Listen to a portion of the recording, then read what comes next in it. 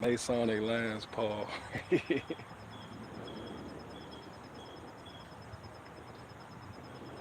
This the jank when you look out your peephole and see somebody about to knock on your door with they fist balled up like this. This mean they coming to sell you some shit. This the I'm about to sell you some insurance.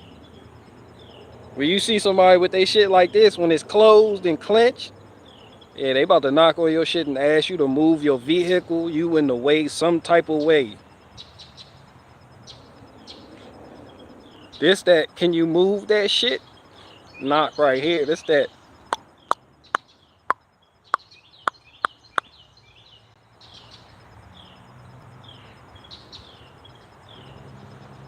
When you look out your peephole and see this shit right here, this that ABL finger about to jimmy the lock. Try and jimmy your lock. You need to hide your baked goods when you see this shit.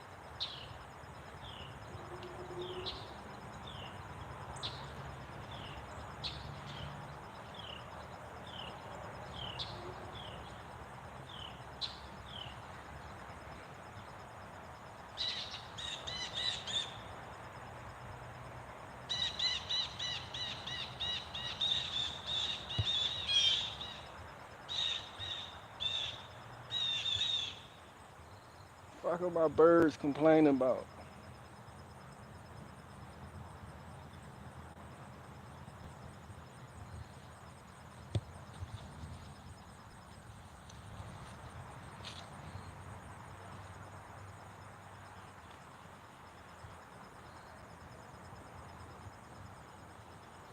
Yeah, when you look out your peephole and you see this shit right here,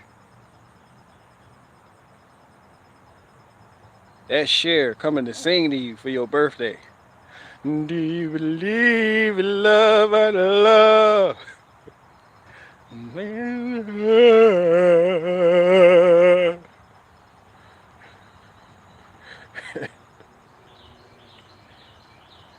She show up twerking like this.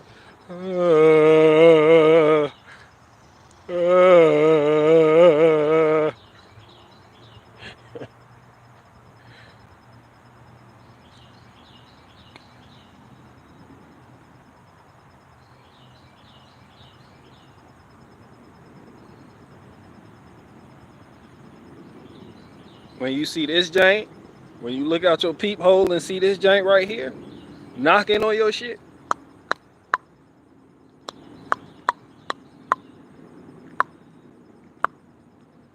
Yeah, that's Officer Tatum coming to lock you up for defaulting on your child support payments.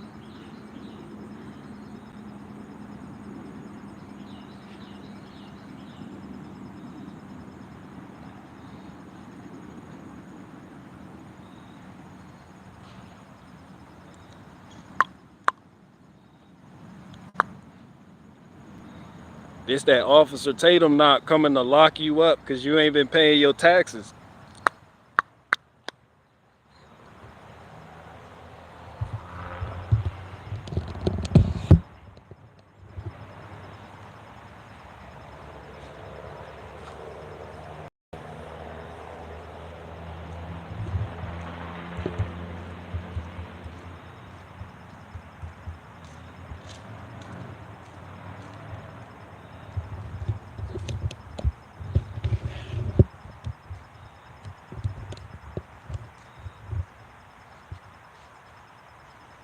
I don't. I'm already at work, so they knocking on an empty house.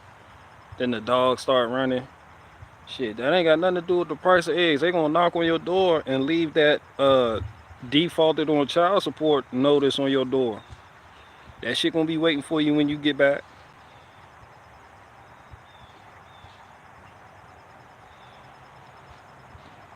Matter of fact, they coming to your job. They gonna find you.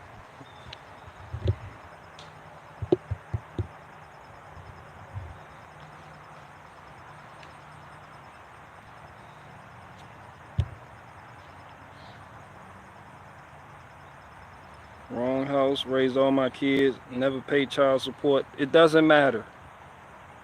They want the child support. I don't think y'all understand me. I don't think y'all understand when I make child support jokes. It doesn't matter if you raised all your kids, they grown, done moved the fuck out, done married a fucking televangelist. It doesn't fucking matter. You gotta pay that child support. I raised my kids.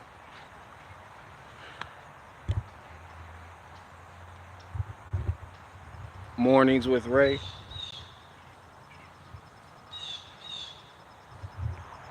Mornings with Ray and Blue Jay.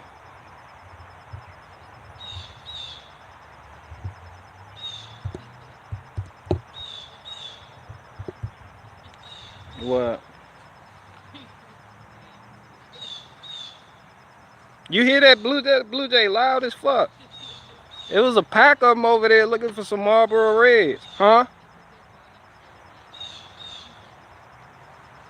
Mornings with Ray. That loud ass Blue Jay over there tweaking. Cause it ain't get, huh? Man, he doing the fuck out one. No, then he got him over there going. There's 3 of them now. They done formed a Bermuda Triangle. BG look like he sell goats. Shit, that'd be a good thing. Headed where a lot of y'all headed. I'll sell some goats.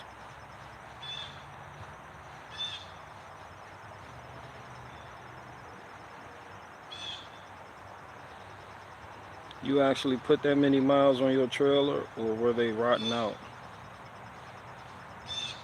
Oh yeah. The title is Tires with a spare. No,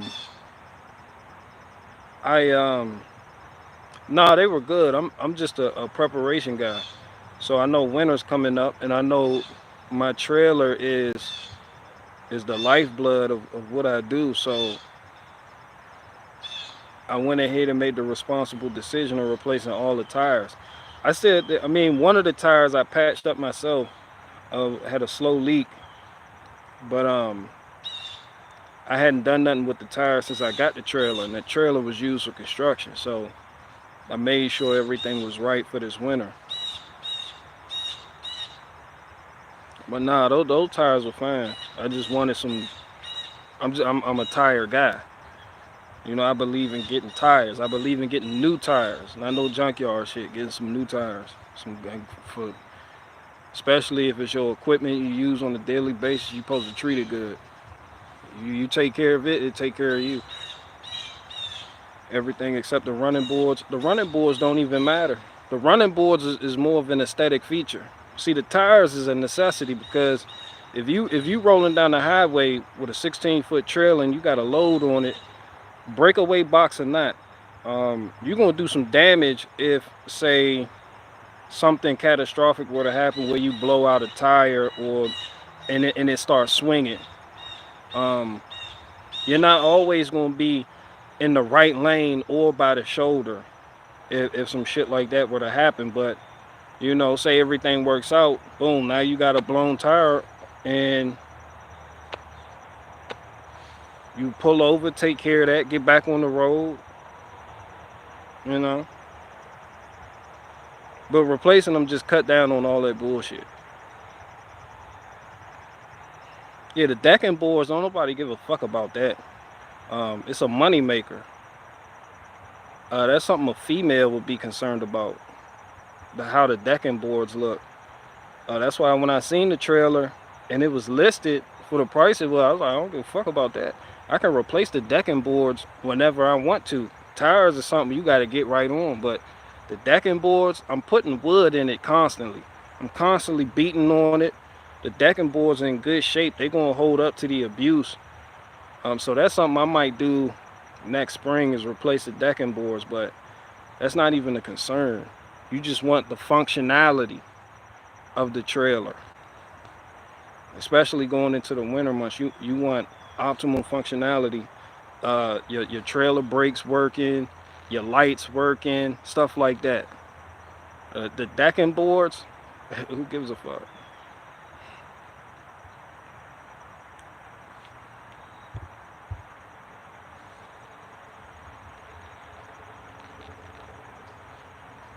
Do you believe in love and love?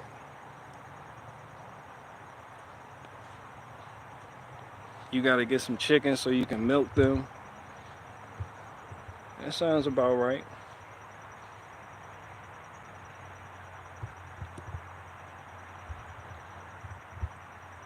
When does your album Grand Autismo come out?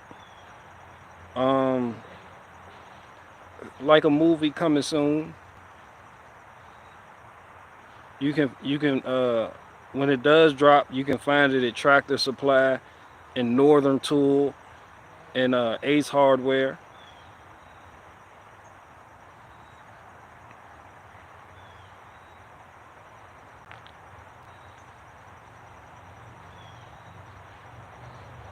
Yeah, you're gonna find it at Northern Tool, Ace Hardware, and Tractor Supply. Like a movie coming soon. Be on the lookout for that.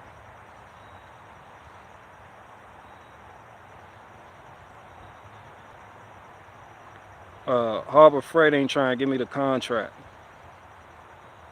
They not trying to do business with me. I done returned too much shit that I done made too many returns because I know they'll accept it. They like, nigga, we not doing business with you.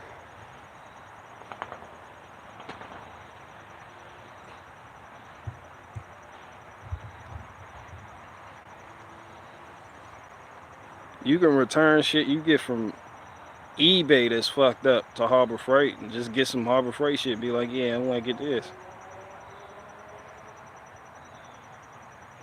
I think BG will Rhino line his decking boards. No, it's not even that serious. Um, it's an easy process installing them, especially if you have two people. 10 boards total. What is it? Like $12 a board. Then use the jack method. I'm not gonna cut the angle line. I'm gonna use the jack method. Bend the board into place once it get down to like the last four, and yeah, fix them to the frame. Make sure I put them so that they don't cup upward as they dry out or as the sun's beating on them, so the water doesn't pull up in the trailer. Make sure I put them cup down so, you know, some basic shit that I'll probably make a video of next spring.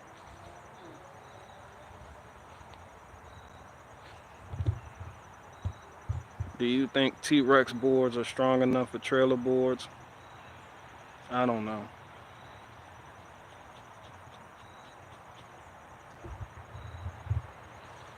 Yeah, I'm a functionality guy. I like when shit is working how it's supposed to work.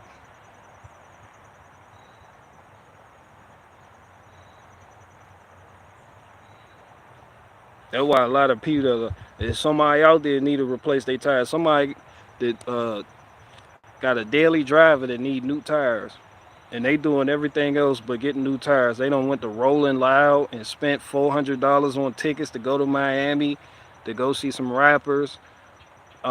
Instead of getting tires for their truck, they done paid money to go to Nashville, Tennessee to go see some country singers and Billy Ray Cyrus perform with his daughter for $500 a pop instead of getting new tires for their truck. They done spent money with the weed man. Not even a local weed man, nigga, just a dispensary. Just hundreds and hundreds of dollars in weed instead of getting tires. And they know winter coming up, and they know they got a slow leak in two tires, and one of them is just flat every fucking morning. They gotta find a gas station that has free air so that they can fill up those fucking tires every fucking day. Yeah, they talking about I don't have no money, but yet they spend all their money on weed. They spend all their money on tickets. Or they done bought a bunch of Hodge Twins merchandise. I'm like, you're not even taking care of what you got to take care of at home.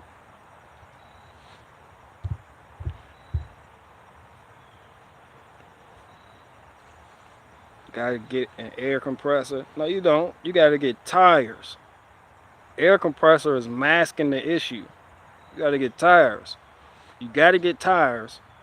And then you gotta keep an air compressor in your vehicle. That's how you do it. But most of the time, if you out there on the road and you driving in sketchy areas, if you run over a nail and puncture your tire, you're gonna get a slow leak. Very rarely is it just gonna bust. You're gonna have that slow leak. Sometimes you might need to get up out of there. You put the air compressor on it, you blow it the fuck back up, and you get to where you gotta get to. You get back home, you patch it up. Y'all seen my patch up kit? I got the gun. You patch it up, you keep on moving. Yeah, you don't have fucked up tires and then go get an air compressor. No, you have fucked up tires and then go get some new tires.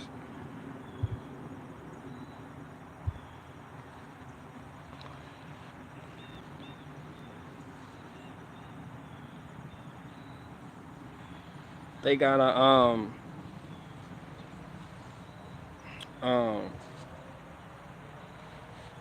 I've seen what 1 year outside does the fiberglass ladder.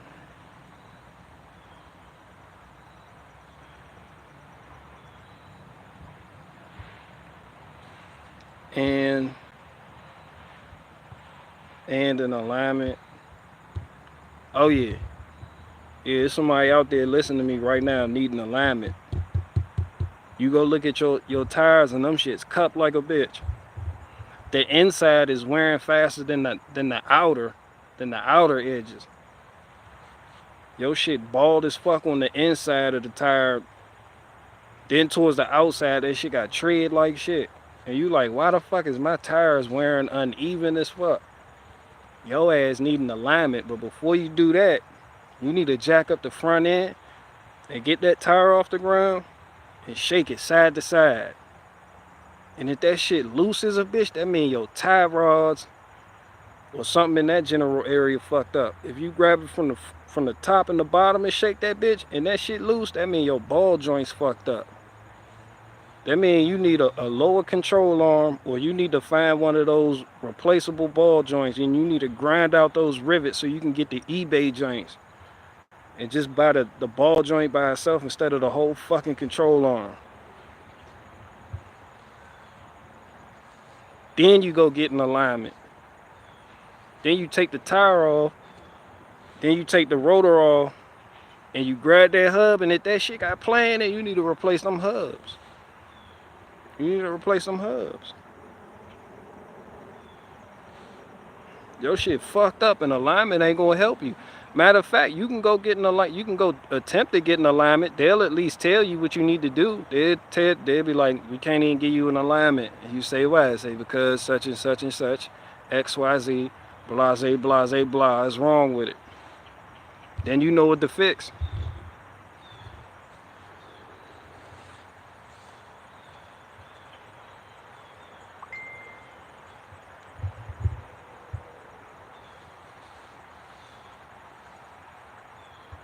As your manager, BG, I request you stop giving out secret info for free. I do be giving away info. I help people out. Usually somebody will put all this in a book, which it is. It's in my book. You gotta go to Northern Tool, Ace Hardware, or Tractor Supply. You can pick up my book. But yeah, I'm fucking up the sales.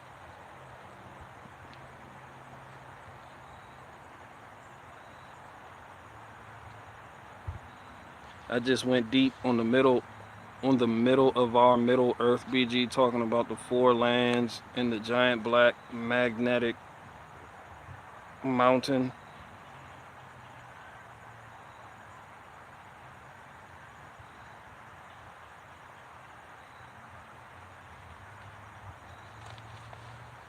Yeah, I be giving up the game.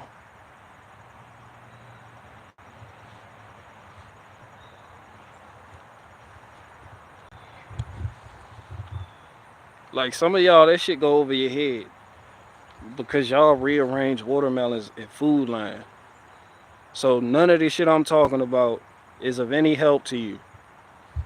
You looking for a YouTuber talking about watermelon rearranging and how to do it the most effective way if you work at the Kroger, the Food Line, Shoppers, Giant, Safeway, etc.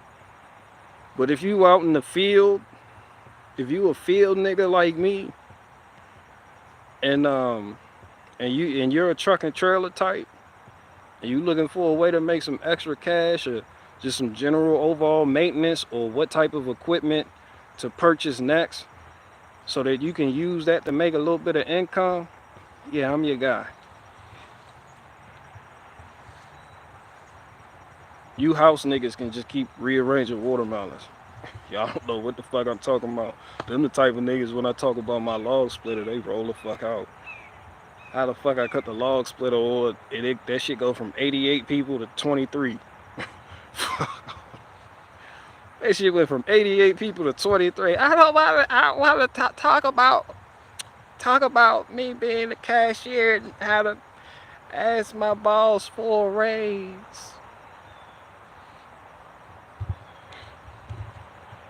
Hell yeah, the other day Watachi was on my ass about the price of gas, and I told him fuck them gas prices.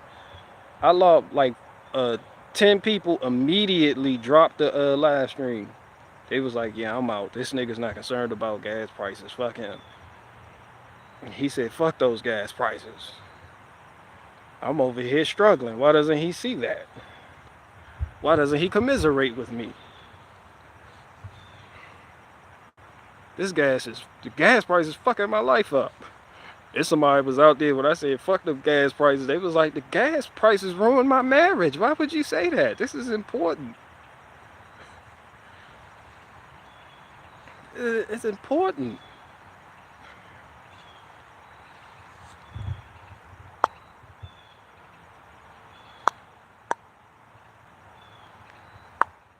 This how Mormons knock on your door.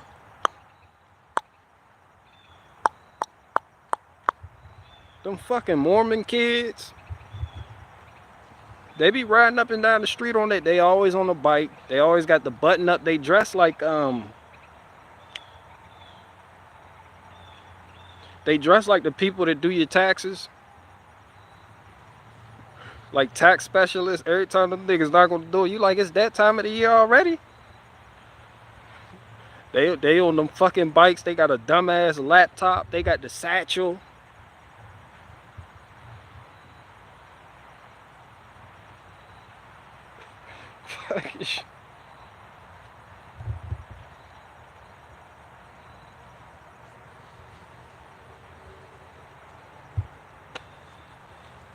Yeah, the Mormons.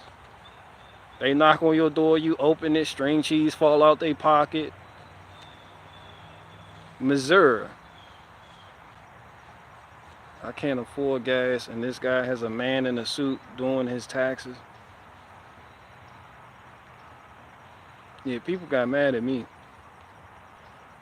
Man, fuck them gas prices.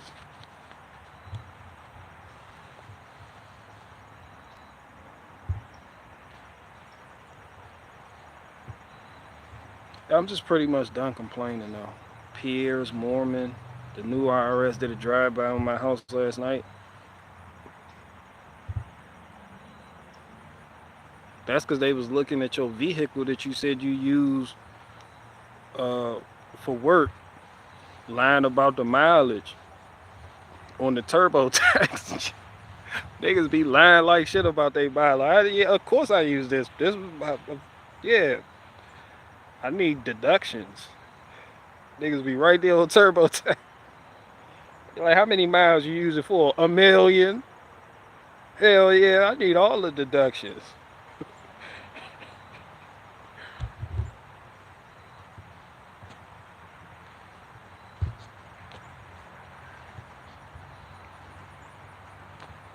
I love talking to Mormons.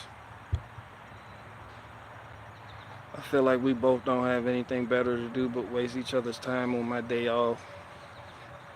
Yeah, they'll talk to you. Mormons, they'll knock on your fucking door. Jehovah's Witness, they'll knock on your door hard as fuck.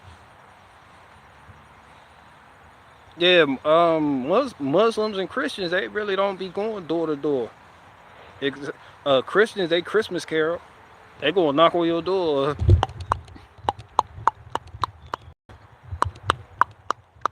You open the door, what the fuck? They knocking on your door like the police. Christmas time, you open the door. We wish you a Merry Christmas. We wish you a Merry Christmas. Y'all done went from police to carolers. Fuck away from my door. And don't nobody else knock on your door except insurance salesmen and landscape companies. When they're doing your neighbor's yard, they be like, excuse me, we were in the neighborhood and just wondering. We're trying to maximize our earning potential and save on gas. So maybe we can, get a contract going with you so we can knock out all this shit in one day when we come over here.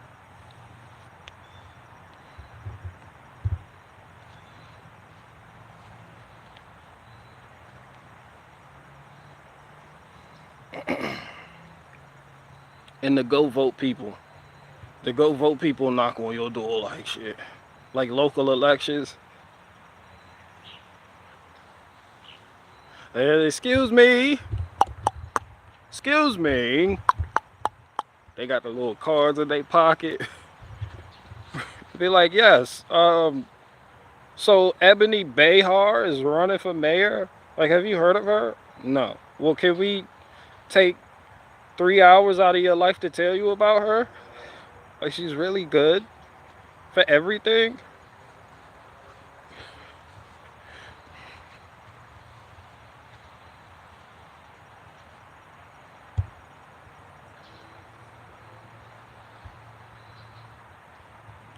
I just find out who they want me to vote for, and then I tell them enthusiastically that I'm gonna vote for the other guy. Yeah, I'm voting for whoever support Big Wood. Yeah, you got my vote.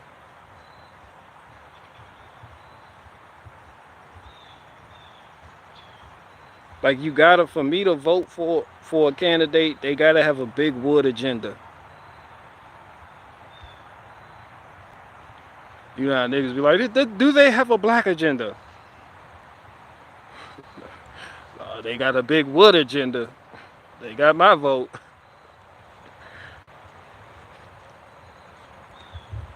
They gotta raise the price of propane. Shit, politics a dirty game.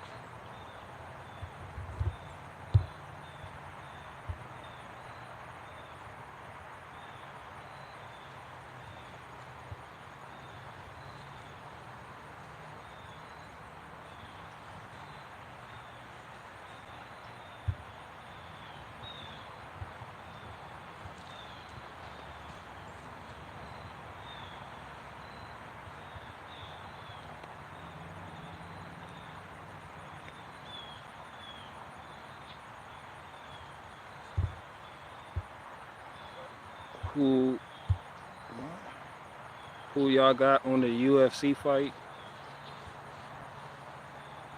Who the fuck watches that? Who the fuck watches that?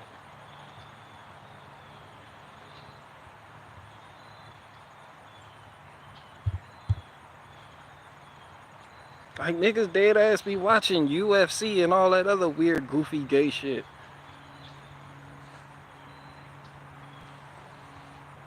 And it be the group of people who call another group of people savages. They're savages! Meanwhile, these niggas cut on the TV and watch a bunch of niggas fight each other and kick the fuck out of each other. The fuck watching UFC? I don't want to watch no fights.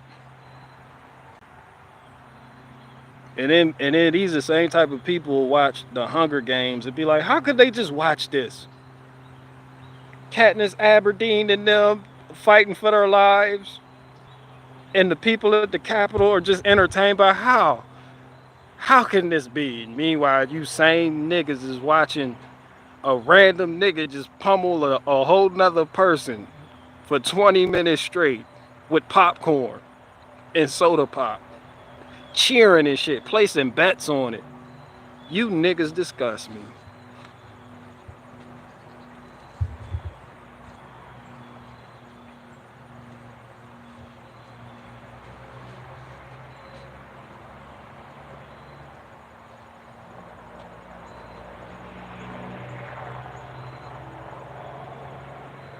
How could they watch these people fight each other till the death? The same way you niggas still doing it now. Y'all know good and hell well, taking all them hits to the head caused Muhammad Ali to have that Alzheimer's shit that ultimately led to his death. And niggas was cheering that shit on. Yeah, yeah, yeah, yeah.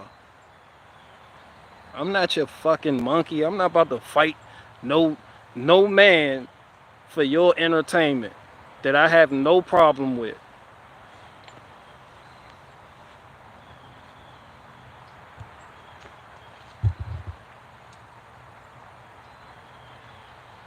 Fuck, I'm gonna put my hands on somebody I don't have a problem with.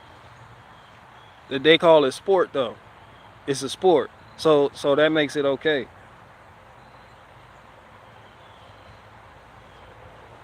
That shit weird. Y'all ever thought about how weird that shit is? Like like they can just sanction shit with words just by different titles. Niggas get into a street fight, man, that shit a problem. That's aggravated assault. That's malicious wounding. That's assault and battery.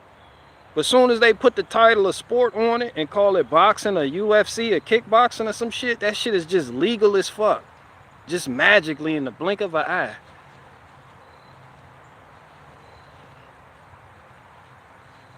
That shit wild as fuck. Meanwhile, you doing backyard fights. Yeah, this shit just super illegal. Put them niggas in a ring where everybody can get their money. The promoters can get their money. The establishment can get their money. The town can collect the revenue from the two fighters bringing all their fans into the city. They can get their money. The tourism. Yeah, that shit wild as fuck.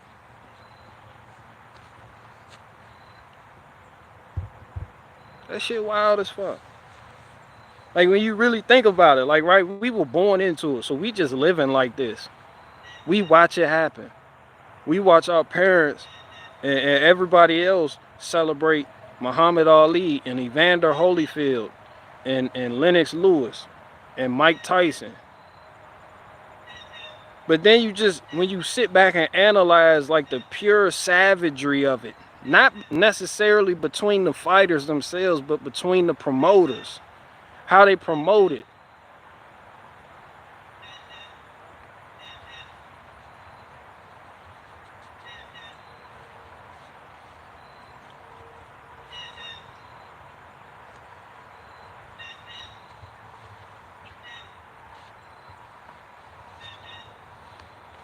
I mean, I still like to watch a good fight every now and then, so, you know. I'm not saying I'm holy. I'm just saying there's something wrong with it, though. I'll watch niggas fight. But that shit not right. We fucked up for that. That one bird up there agrees with me, too.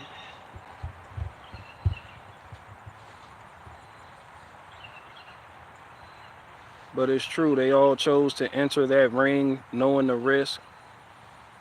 Yeah, that's true, but it's celebrated by everybody. It's become a commodity. It's become, and for fighters themselves, it's become something of which to quantify their manhood or their worth. Like, they get paid for that shit, and half of these niggas like Muhammad Ali and them and dropping his slave name and all that other shit, but still you a slave to this system that has you wired against niggas. So all that woke shit he was talking, then he still go in the ring and put his hands on somebody for other people's enjoyment or to enrich himself. Yeah, that's called tap dancing. That's the shit that niggas used to come on here and accuse me of doing. They tell me I'm tap dancing for the white man. I'm like, this nigga Muhammad Ali was literally tap dancing for the white man. Them white people were paying that man all that fucking money. The Jews, the white, hold on, I'm about to have a Kanye West moment. Nah, the Jews, and the white man. Kanye West only pointing out the Jews. I'm gonna point out the white man and the Jews.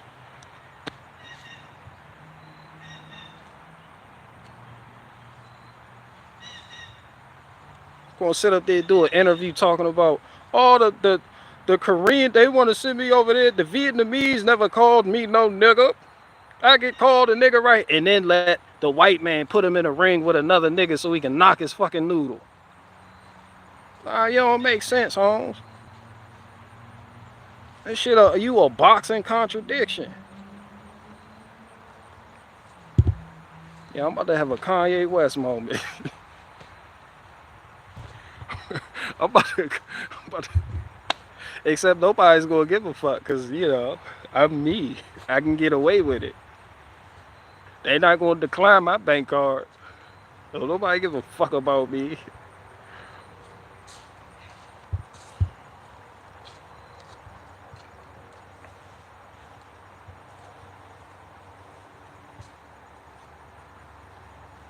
Yeah, I'm calling out everybody: the Jews, the Jesuits, the Freemasons, the Club of Rome, the Council on Foreign Relations, and your mama. I'm calling out all the people out here set to do us harm. Ain't nobody call out your mama yet. I'm gonna be the first nigga to call out your mama.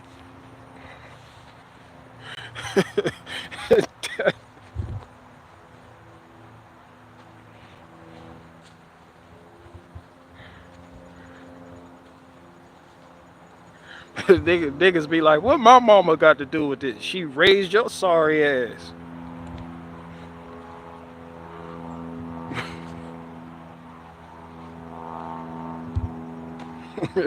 That shit funny how mamas get all the heat. They be like, hey,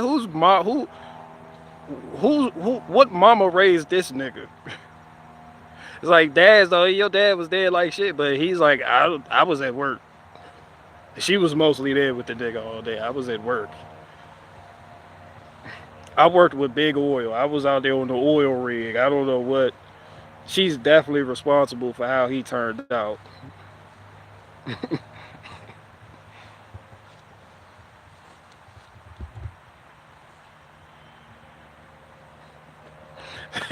That's every dad ever. Like, if my son grow up to be a bitch, it's because of her. Soon as that nigga bang his kneecap up against a corner, she come out of nowhere. Just, oh, my love, baby, are you a oochie boo? Do you want some pudding pops and maybe some string cheese and a go-gurt? Who wants a cookie? Are you hurt? Does it hurt really, really bad? Do you want some Neosporin? We got some boo-boo cream from me. Honey, mommy coming from Canada. It took 2 years to get here, but it doesn't matter. Anything for my boy. Anything for my boy. My precious boy.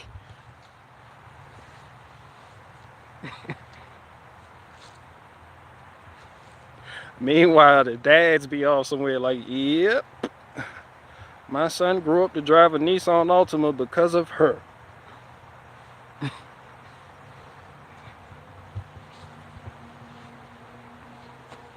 All dads have an alibi. I was at work. Things was at work. I was at work.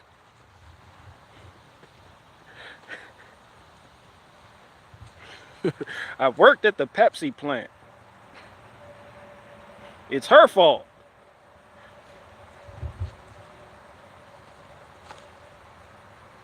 Big Anarchy Canada. No, I have a problem with that. I already gave him a name. It's Lil Big Anarcho-Acapulco. Yeah, we're not just gonna overlook Anarcho-Acapulco like that. Especially not after I started watching that docu-series about anarchy on HBO. Yeah, that's Lil Big Anarcho-Acapulco. You gotta, it's Lil Big. You can't just say Lil ad. You can't say big. It's Lil Big Anarcho-Acapulco.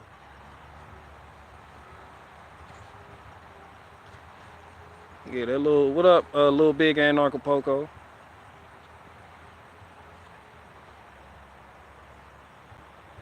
Anarcho-Acapulco was the wildest shit. That was some entertaining shit to watch. You niggas tried. Y'all tried. I give it to the anarchists. They tried. Jeff Bezos. I mean, not Jeff Fort. No, that's the People's Nation nigga. Jeff Foxworthy. What's the nigga name? With the little dog Lucy be walking the dog on the beach, really into Bitcoin. Jeff Berwick. I done said Jeff Bezos, Jeff Ford, Jeff, Jeff Foxworthy. That's his name, Jeff Berwick. He was the face of it. All the uh all the anarchist people from U.S. Well, some of them they up and moved to Acapulco, Mexico. We called it anarcho-Acapulco, and that shit was just wild. You take a bunch of unproductive people, a bunch of don't tell me what to do as people, and just put them in Mexico and sell them this fucking drink. Half of them were hooked on drugs, just junkified. The other half was chasing parties.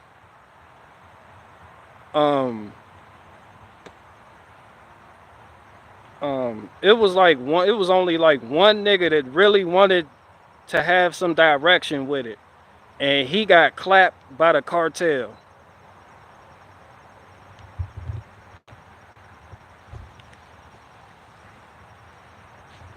They had Jeff Berwick, the face of that shit, and they asked Jeff Berwick for a statement on the murders. He was like, I can't tell them people what to do.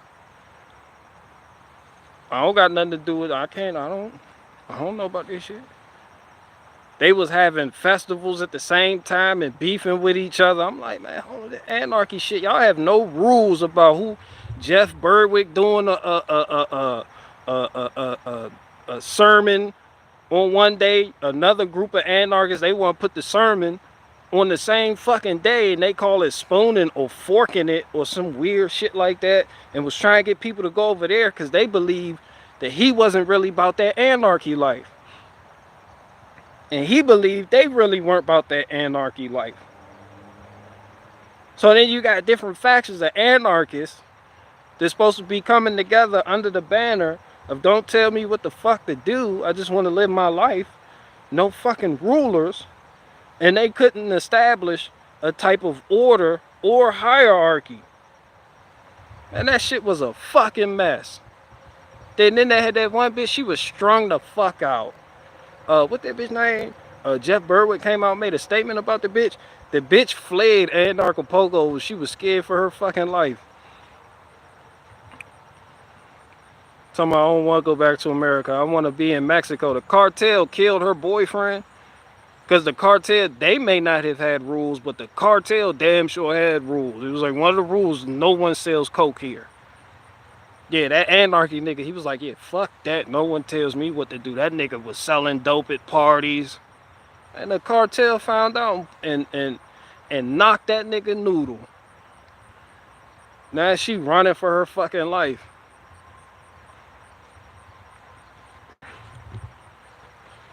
That bitch was running for her life doing interviews and shit. I'm like, how the fuck, y'all? Spoiler alert. Oh, y'all, y'all knew I was going to review it. I have spoiled. I mean, you know, it's entertaining to watch, though. That bitch was running for her life. I just don't want to be. They killed my boyfriend. That was her boyfriend. They killed my boyfriend. Then the other nigga, man, that shit was a fucking mess. And Jeff Berwick, I can't tell these niggas what to do. I don't know nothing about that. Then the one dude came from America, pulled up on Jeff Berwick on some wild shit, and was like, yeah, run them hands, nigga. Jeff Berwick was like, nigga, run them shits. Like in the middle of the fucking ceremony or whatever the fuck the festival. He was like, run them shits. So then they squabbled up, and everybody was around them cheering them niggas on and shit. I was like, look at these savages.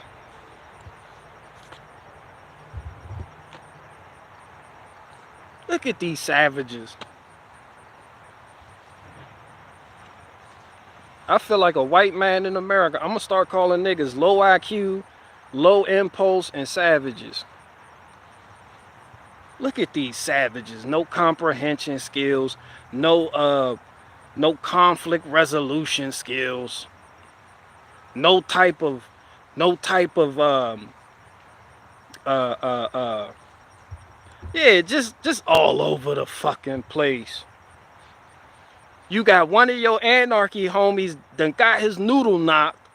You niggas not even out looking for the cartel to see. That why I can't get with that shit. I'm like, home, if he claimed the same thing you are, and you okay with the Mexicans coming in and bodying that nigga, and you, well, I ain't got nothing to do with that.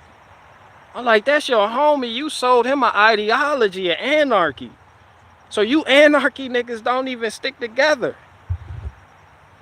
That's gangbanging 101. How the fuck, how you fucking was, what? That shit made no sense to me, but it was entertaining to watch them throw up their hands. Like, he sold dope. He kept selling dope. He wanted to sell cocaine. Everybody knew the cartels do not sell cocaine. He said, I'm an anarchist. I don't listen to them niggas. Yeah, I got out of America because the government, the U.S. government, is oppressive. So I came down here, and I'm not going to let nobody tell me what to do down here. The cartel was like, all right, remember what we told you. All that shit sound good. Yeah, he at parties selling dope. The bit his girlfriend was like, he wasn't selling dope. That nigga was selling dope. Nigga had dreads in there. Little white boy had dreads. All matted the fuck up. Both of them had dreads. He wasn't selling dope. He was selling dope and got his noodles knocked. And all the anarchists, they didn't do shit. Like, y'all don't even ride for each other. Y'all just a group of loose leaf motherfuckers that just don't, just up and move to a whole nother country because you don't want to abide by the U.S. rules. I get it. Then you don't want to abide by that country's rules because the cartel running that shit. I also get it. But then when one of y'all homies gets clapped, you niggas throw up your hands and just, he shouldn't have been selling dope.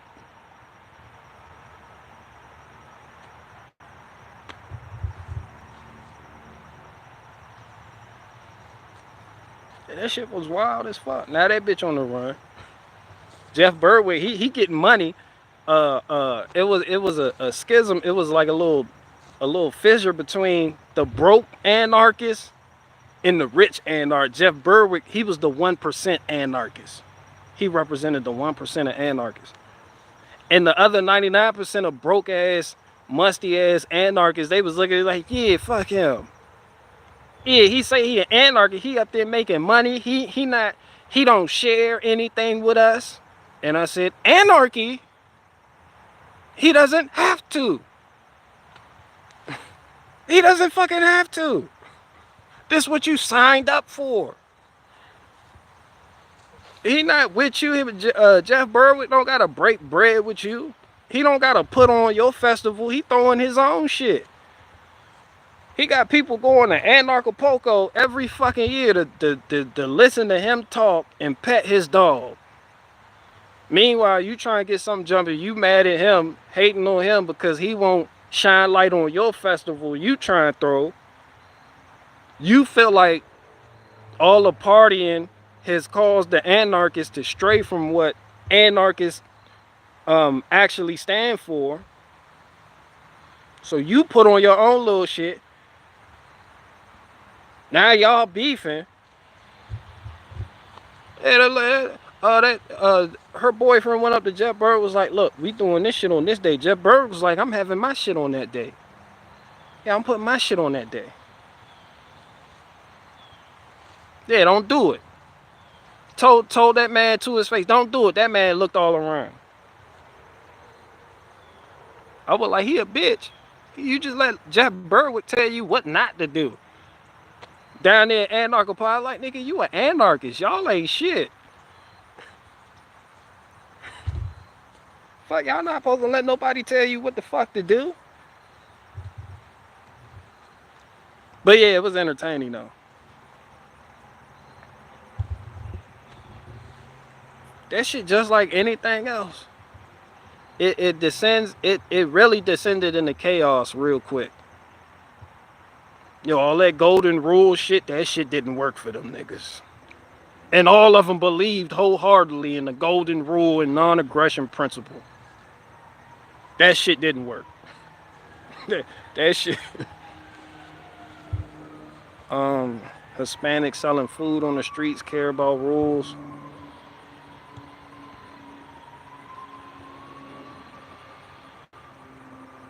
Then why we go by gang rules? Not Little Big Anarcho-Acapulco. I'm not saying nothing about anarchy specifically, just the anarchist as an idea. But when it's put into practice, it looks like that. And that shit is a fucking mess. That shit is a fucking mess. I'd rather be a gang member than an anarchist. Honestly. At least that shit got structure. A hierarchy you can climb. Rules. And if one of them come over here and fuck with one of yours, then you go back over there and get two of them. And so on and so forth. You can choose, you motivated to either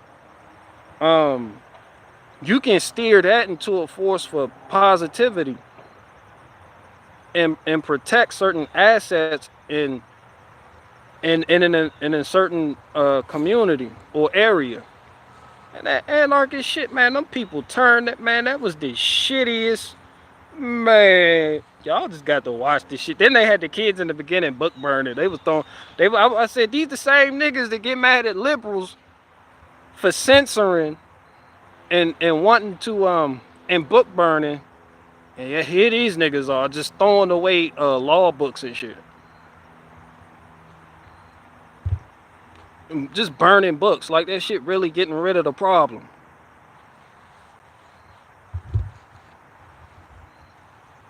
Like that judge doesn't give a fuck if you burn the book. He still, you end up in that man court, he's still gonna say guilty or not guilty. Yeah, I'm burning this book because it's telling me what to do and I don't like it. Just throw a book. I'm like, look at these low IQ monkeys. I got on my white man shit. I said, look at these low IQ, low impulse fucking monkeys. Somebody get them a banana. They're burning books. They're not standing up for each other. They're attacking each other. They have no conflict resolution skills. They don't know how to get money together. All of them are junkies. Yeah, I turned into a white man watching that documentary.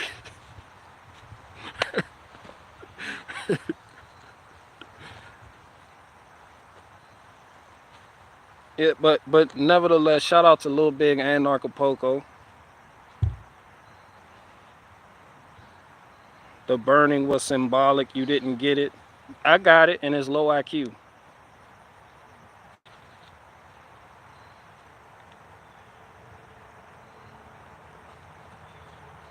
That shit low impulse. I stand on that.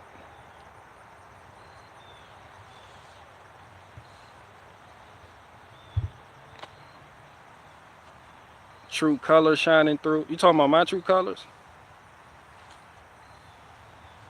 Who sing that song, True Colors? Who sing that song? I love that song. I'm glad you brought that up. True colors. That's why I love you. So don't be afraid. Down in ya. Or whatever the fuck she said. Where Faith Farrah at? Faith Farrah, you got a Corinne Bailey Ray voice. You know who Corinne Bailey Ray is? She's in the girl, put your record on, tell me your favorite song, and go ahead, let your head down. Cyndi Lauper, yeah. Faith Farrah got a Corinne Bailey Ray voice. Yeah, I like Cyndi Lauper. Yeah, my true colors showing through. That's why she made that song for me. So don't be afraid. She sounded extremely tired in that song. She got another song. She sounds tired in all her songs. That's where Billie Eilish get that shit from. That whispery, raspy, I'm tired, but they want me in the booth anyway voice.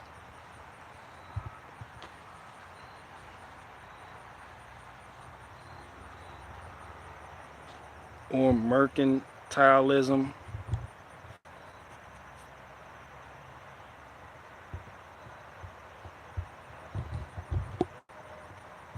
Those books were no more meaningful than a block of wood, so why is it low impulse? They didn't steal the books. So who the fuck would pay for books and burn it? Y'all fucking stupid. No, you should have stuck with they stole them. No, I respect it if they stole it more. That's some anarchy shit to do. I'm not paying for this shit. Nigga, you trying to tell me I owe you $22.95 for this book telling me what to do? I'm an anarchist, nigga. Big A's represent that. Yeah, burning this shit, cuz. You paid for some shit to burn it. You suck. You're a high IQ retard then. What do you want me to say? You're not helping their case any, little big anarcho-Acapulco. Yeah, let's talk about it today. You're not helping their case. They were burning books that they bought as anarchists. Shit fucking stupid. That's why I said fuck anarchy. Because it's a principle that them niggas don't even abide by. I can walk into any anarchist establishment, catch a body, them niggas won't even do nothing. They'll just throw up their hands and be like, I can walk in with a shirt that say status. Status. That's one of their number one slurs. Just walking, just status. Yeah, I'm a status. Knock his fucking noodles. The other nigga over there, well, I ain't have nothing to do with it. This is anarchy. Yeah, nah, I don't respect that shit. You bought a book to burn it, nigga. You stupid as fuck. You bought a book to burn it. That's the dumbest shit. I'm not even mad. No, I like to think that they stole those books. Don't do that. No. They bought it. How was it low IQ? They bought the books. Yeah, they burned it. How about you don't buy it? That's a symbolic waste of fucking money. The fuck are you trying to prove burning books on a fucking beach as an anarchist? Yeah, telling me what to do. Got the kid walking up, throwing the book in. That book is trying to tell me how to live my life. So don't fucking buy the book. Don't abide by that book's rules. Fuck you gonna pay for it to burn it? That shit's stupid.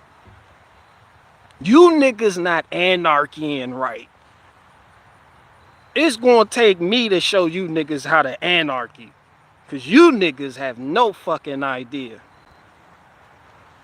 Did it show they bought it? It absolutely did not. That's why I like to think they stole the books to burn them. I hope that's what they did, because if they bought those books just to burn them, yeah, I think a whole lot less of that whole situation than I did going in talking about it. Yeah, it's going I already see it's going to take me to become an anarchist to show you niggas how to do it right. Cause y'all niggas not doing it right. Y'all niggas doing it wrong. Y'all niggas doing it wrong. Y'all, no one's scared of anarchists. Y'all have no code of conduct. Y'all some fucking junkies. Bro, it's going to take me. If you want something done right, you got to do it your fucking self. Somebody called Jeff Berwick, tell him I'm the new big homie. Shit. Yeah, I'm the new big homie. Cause you niggas just get no respect.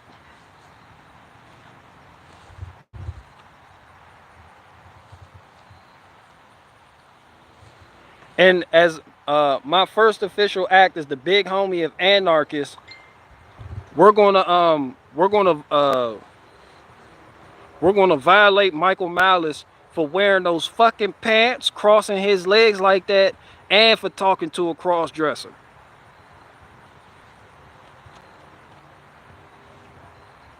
We can't have you niggas, we can't have the little anarchists coming up after us thinking that that shit is okay. Hold that thought while I get to this one.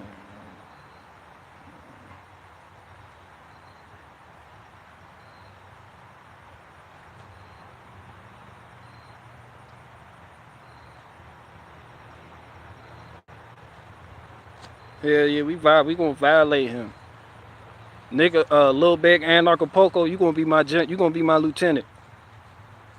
You gonna be little big anarcho-Acapulco and O'Darn like 6'8". He gonna be my enforcer.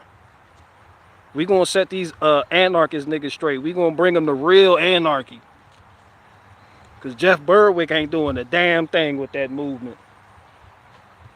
You done built up all that momentum and ain't doing a damn thing with it. Except snorting coke.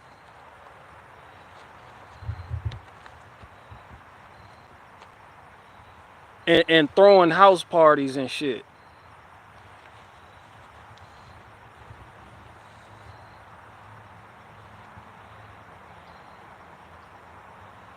I see your true colors. That's why I love you. So don't be afraid. I'm gonna have Cyndi Lauper play at our first meeting. Is she still alive? Cyndi Lauper's still alive, right? I'm gonna book her for our first, huh? I think she probably old as shit though, right? When the fuck True Colors come out? The 70s? The 80s? I'm trying to book her for our first anarchist meeting. She probably dead as fuck. I don't know what she is. She dead? Damn. I think you're true. Well, Faith Fair, the next best thing. Faith Fair is coming to the anarchy. Don't worry, we got Faith Fair. Yeah, we gonna show y'all how to set this thing off right.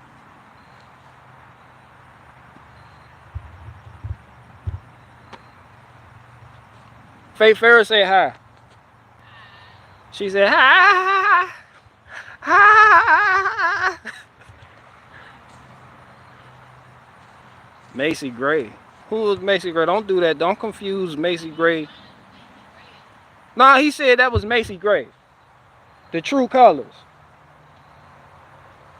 Ah, they don't even sound like Macy Gray. Dude, she has a deeper, scratchier. She has a man voice, but it's not like Tony Braxton man. Yeah, but it's deep. But it's not like Tony Braxton deep. Tony Braxton bottom of the barrel deep. Tony Braxton malt liquor deep. Macy Gray is Budweiser deep. Maybe Coors Light deep. Who? Macy Gray? I'm like Tony Braxton?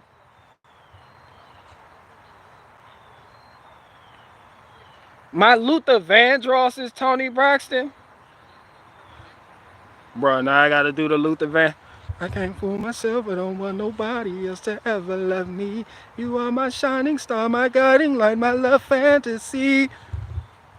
Nah, hell no. That's not Tony Braxton.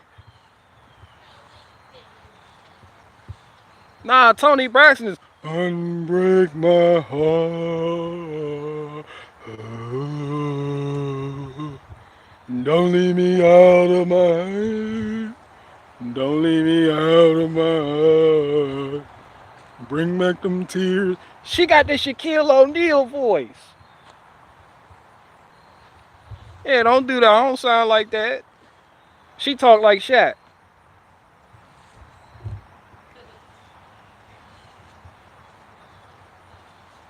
Tony Braxton is dudeish. You could take the ish part off.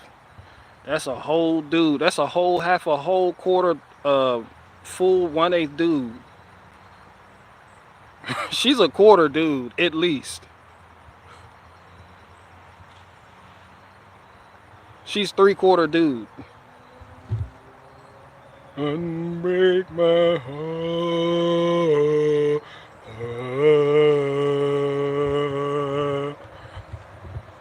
I get so high.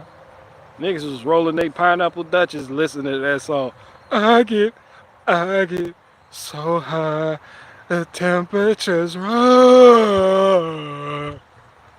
Niggas was rolling they pineapple Dutchess to that song back in the day. Method Man and Red Man hopped on the remix. That was the shit back in the day. Then she got engaged to Baby from Cash Money. Remember that shit? Tony Braxton got engaged to Baby from Cash Money. I love him. She went on the Real talk about it. I love him. Baby was there with that red star on his head.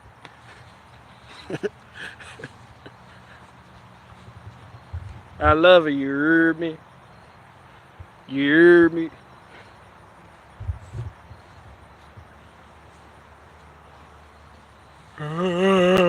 Unbreak my heart. I remember the video. I was young as shit. The nigga got into a motorcycle accident and Tony Braxton abducted that nigga. You remember that video?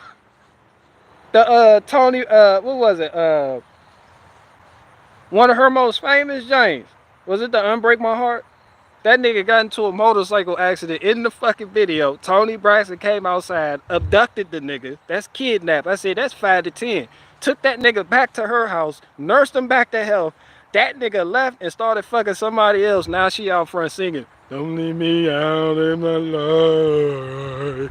Bring back them tears. I'm like, what the fuck you think was gonna happen? You abducted that nigga. That's kidnapped. You lucky he didn't go to the police on your ass.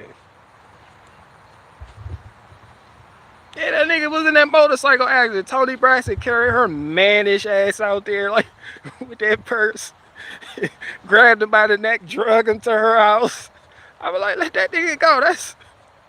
You moved that man 5 feet from where you originally found him without his consent. That's kidnap. And in the court of law, you could do 5 to 10.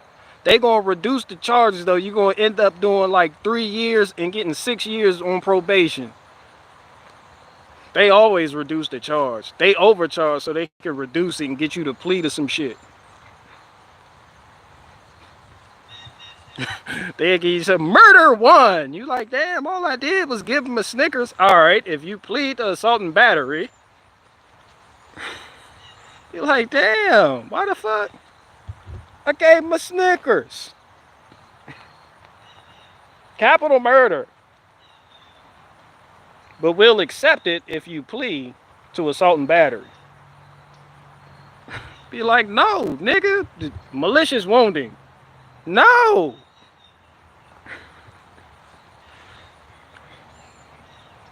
We'll make it a misdemeanor. You won't have to do no time. Just 2 years unsupervised probation. Anything to get you in the system. That shit sound good to you too, so you plead to it. They know how to get you to plead to some shit.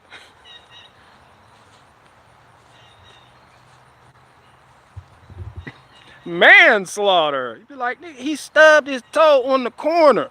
I had nothing to do with that. Aggravated assault. I didn't touch him. We'll drop the aggravated assault and give you brandishing a firearm. It's a misdemeanor. You won't have to do no time in jail. Alright, man, damn. You got that dumbass court-appointed attorney. I think you should take the deal. That's what everybody court-appointed lawyer do. I think it's a very generous deal. I know the prosecutor. You should take it. Like, alright, man, damn.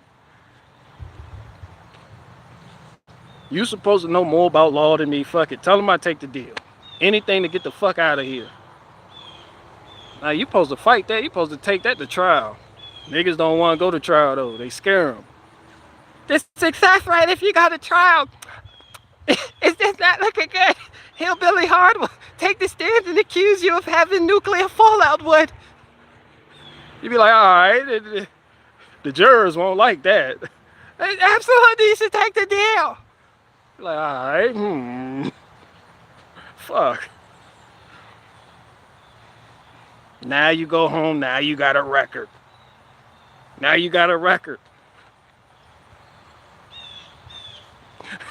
Hey, you try to buy a gun. They like, hold on, you got this wild shit going on right here. What's this shit? You be like, man, that shit ain't about nothing. That shit don't.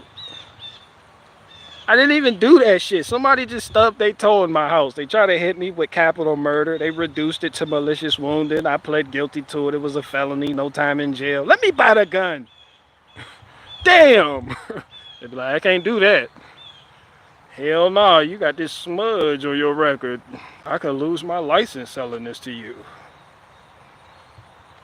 You go looking for a job, no one wants to hire you because somebody stubbed their toe in your house, and you pled to a lesser charge from capital murder to malicious wounding. You're like, I ain't even touched the nigga though. You try to explain that to your employers, like, yeah, I'm sorry. You're too violent. Like, I didn't even do nothing though. A toe was stubbed around you. That's enough for me. Next applicant, please. This bullshit.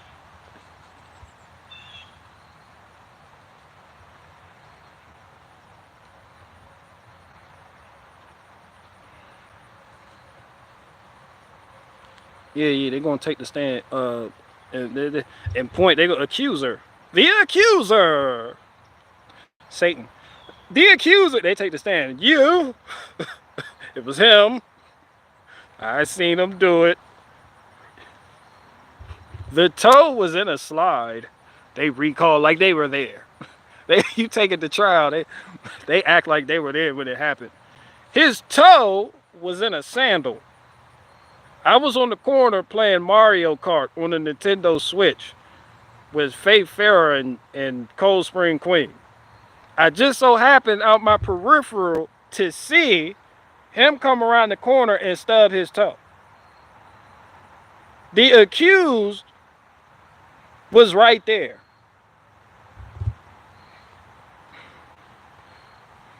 But he made him do it, and I seen it happen.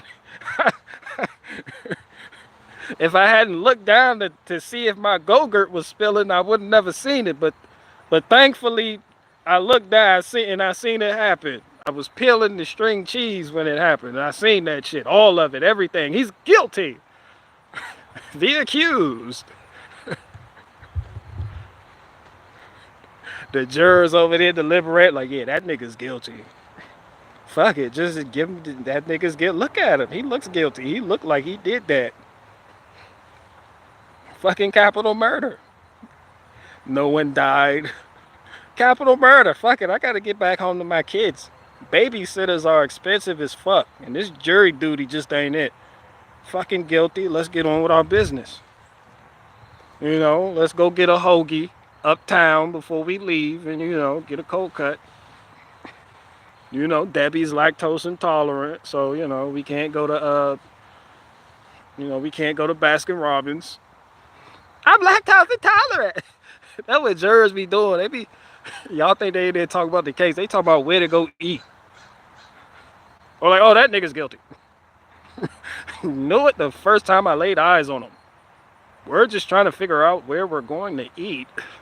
But Debbie's lactose intolerant. And Martin doesn't have money for Ruth Chris Steakhouse. We'll just do Olive Garden. That's where they always go. They go to Olive Garden. Olive Garden. They come out, that nigga's guilty. You like, but that nigga toe still. You done took that shit to trial and lost.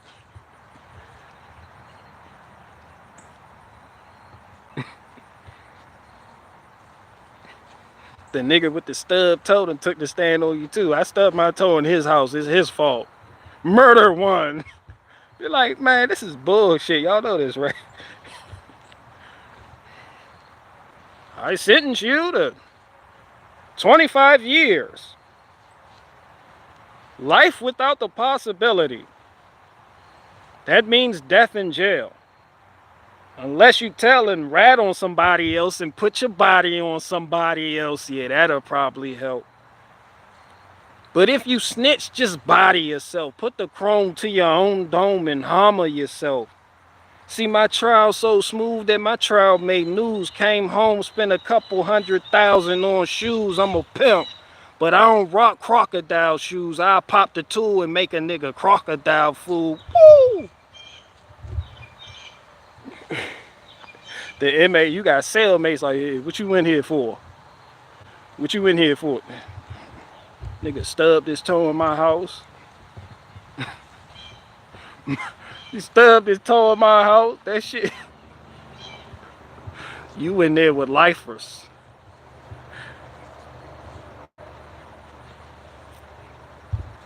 I thought BG hated rap.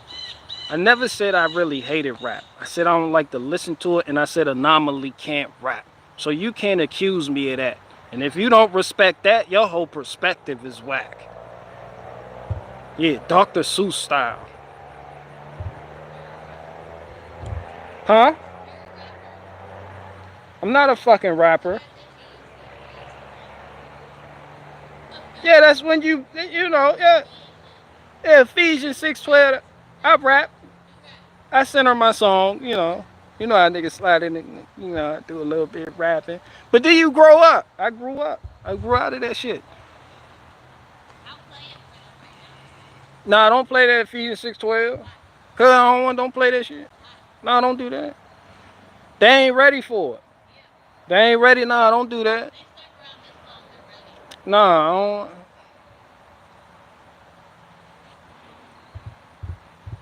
Anomaly is BG favorite rapper. Don't let him fool. He is. He might well be at this point. Shit. Anomaly got bars for days. Don't that. We're all out of string cheese. I'll just go to the store and get some. This nigga catches a body on the way to the store. Manslaughter. They give him manslaughter.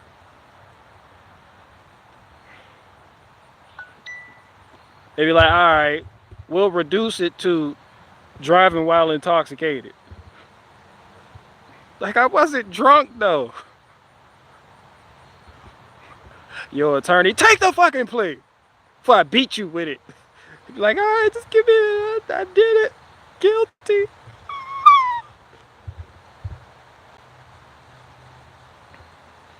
Anomaly and BG might be the same person.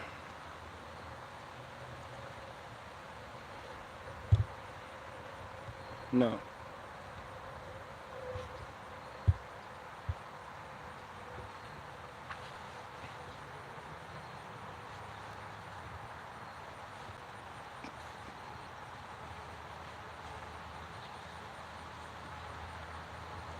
You should do a bass sample for Anomaly. I'm not supporting that garbage he espouses. Not the content of the rap, but just the rap itself. By sending him a fucking bass sample. I'm not wasting my talent on that shit. That generic ass rap. The truther rap. Whatever the fuck that is, whatever genre that is, I'm uncomfortable with it. I don't even know. Huh? No. It's a type of, you know, like how they got conscious rap, like woke rap. I mean, it is, but they would say that the liberals is woke rap. Who the fuck? I don't know any liberal woke rappers, huh? It's political rap. Yeah. Political rap. I'm sure it has another name. Yeah, I don't like that shit. I don't like that shit. That shit goofy as fuck to me. Like, you just slide it in every now and then, but when that's your whole focus, it's like,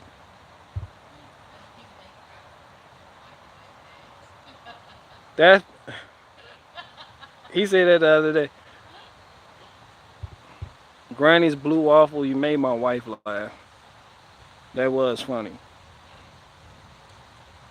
Yeah, anything helps. That's gonna be my album title. Public Enemy and KRS-One, OG political rappers. Yeah, but they're not. It wasn't so much political as it was conscious to the type of environment that they felt like they were surrounded by and the conditions that caused it. Um, which which would be more so a victim complex rap. There's different categories, but that anomaly, Tom McDonald shit, that Bryson Gray and it's I need a name for it. I don't know. True rap. Yeah, that shit. Okay, we can call it true rap. Yeah, that shit is.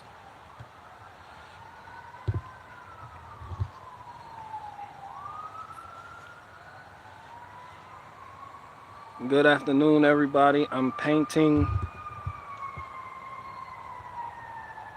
Oh, what's up, Catskill Hillbilly? He said, good afternoon, everybody. I'm painting a kitchen and listening to BG. Well, thanks for dropping by to tell us that. It's sirens blare in the background.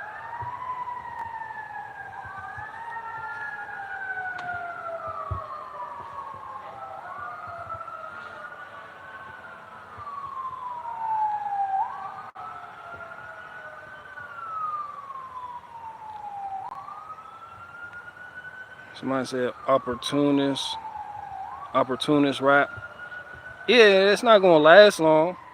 It's rap for a moment. It'll never be timeless because the political arena shifts so much that when you rap about that, next year could render your whole catalog irrelevant. Like when that's what you focus on, and you know shit just moves so fucking quick.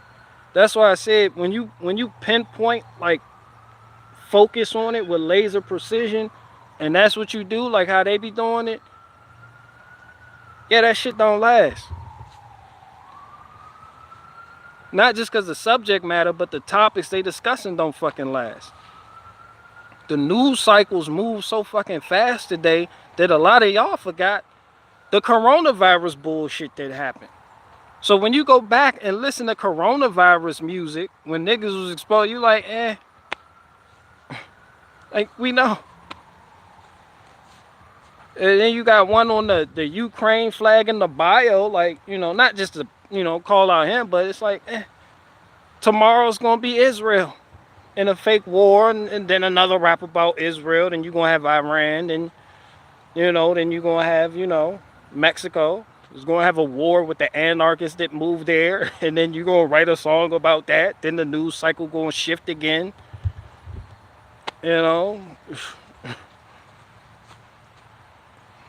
It's like y'all just it's chasing headlines, just in rap format. That's what it is, and I don't like headlines. I fucking hate that shit. Maybe that's just me. That don't necessarily got to be y'all. I'm not really knocking it. I'm just knocking it for me. I understand why people would think that shit dope. I understand why people would think that shit lit. Why it's happening.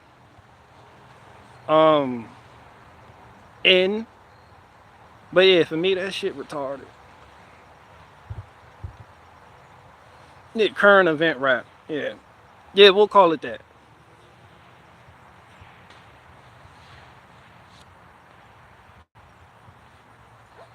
Yeah, we'll call it that.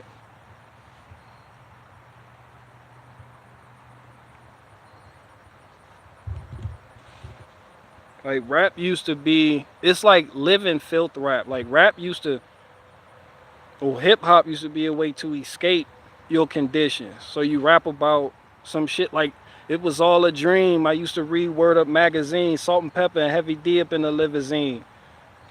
And when you just rapping about you just living in the bullshit, just this is what's going on. It's like we know what's going on. We watch the fucking news too. We know what the fuck is going on. You don't have to rap about it. Please stop rapping about it. We get it. We get it. We fucking get it. Democrats bad, Republicans here to save us. We get it. What the fuck? You just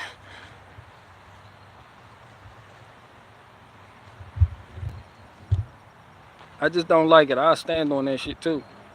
That's my official statement, and I stand by it to all them niggas. Tom McDonald, Bryson Gray, who else make that anomaly? What's another rapping ass nigga? Politically charged and pick a side ass nigga. Go vote ass nigga. All of these are get out and vote ass niggas. Um, Shout out to them though. I don't like that shit. Can you make your hip hop without moving the rest of your body? Absolutely not.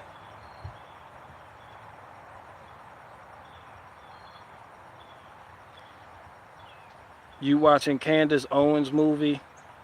Absolutely not. I didn't even know the bitch was working on the movie. I don't know what it's about. I have no desire to see anything Candace Owens.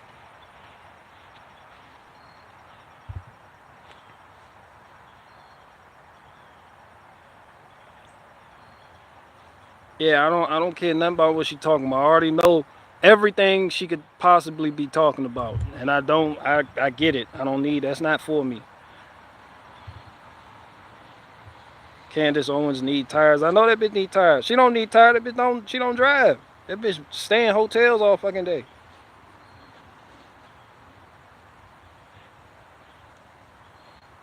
Half the women in here listening to me right now need new tires. Got the steel belt showing. Fucking tire severely cupped. Yeah, fucking go get on that. Half the women in here right now. Look, that's why Jessica she laughed. Jessica she every time you in the live chat, you driving somewhere. I know you need new tires. You need some tires.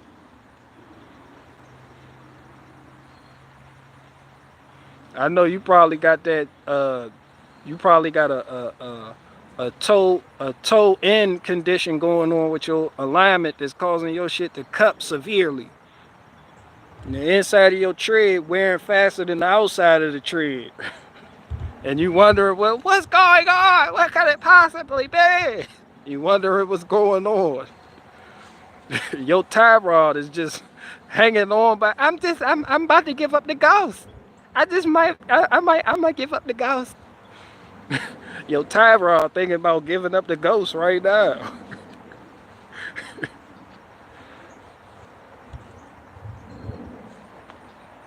Tie rod, you staring. I don't know what's going on. You done took it to somebody. They had you replace the sway bar links, and you thought that was gonna fix it, and it didn't fix it.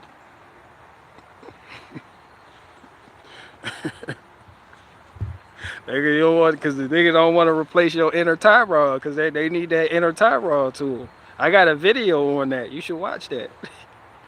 I can teach you how to get to that inner tie rod without using the inner tie rod tool. I'm very informational and helpful. Anarchy, I need your tires. I'm big anarchy. Little big anarcho-Acapulco is my lieutenant and O'Darn is my enforcer. Huh? If I got a spare rim? No, I got five the fucking wheel and tire combo. I don't have a spare rim. That's just doing too much. I don't need a spare rim. My tires are just fine. I'm pretty sure they aren't, Jessica Sheep, but there's a Chevy Cobalt owner in here right now, and they fit the description.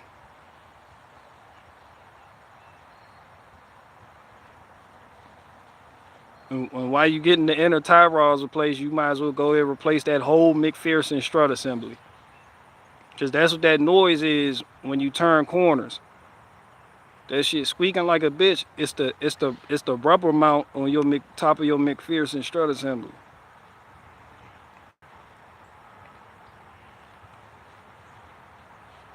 I never once used an inner tie rod tool. I got the video on this, Freedom Inc. Can I have this? I got videos on. Let me have this moment. Can I please have this moment? Let me. I got a video showing you niggas how to do it without the tool. What about clanking noise? That's your mama. You need to go ahead and drop her off at the metro station. I inherited my mother-in-law's winter tires. They are awesome. I feel so safe with them. Yeah, I'm not doing winter tires neither. No, fuck that. Not going through that type of gas mileage. I don't I don't want to sacrifice that type of gas. I just get the basic shit. I used to. Then I had the mud. The mud terrains. Them shits is not good in snow. I don't give a fuck what nobody say. Like mud terrain. That's because it's made of a softer compound, so it's not. It's good for mud, but not so for snow. Then you got Bamas up north. They be studding they tires. They got chains and shit. I don't do none of that shit. We have pretty tame, chill, mild winters. It snows. The snow eats its cheese sandwich. Then the snow melts. It's pretty basic. That shit up north, man, that shit in it for the long haul. The snow come down like, hell yeah, we here now. What's up? The snow show up like a tyrannical New Yorker. Everybody put that shit in the garage right fucking now. Yeah, you're not gonna push this down the driveway. Niggas pull out they Kabuto tractors, trying to move that shit fight back. Black ice nor'easters. Niggas open their front door, the snow is just right there. Just piled up. Yeah, we won't have to worry about that.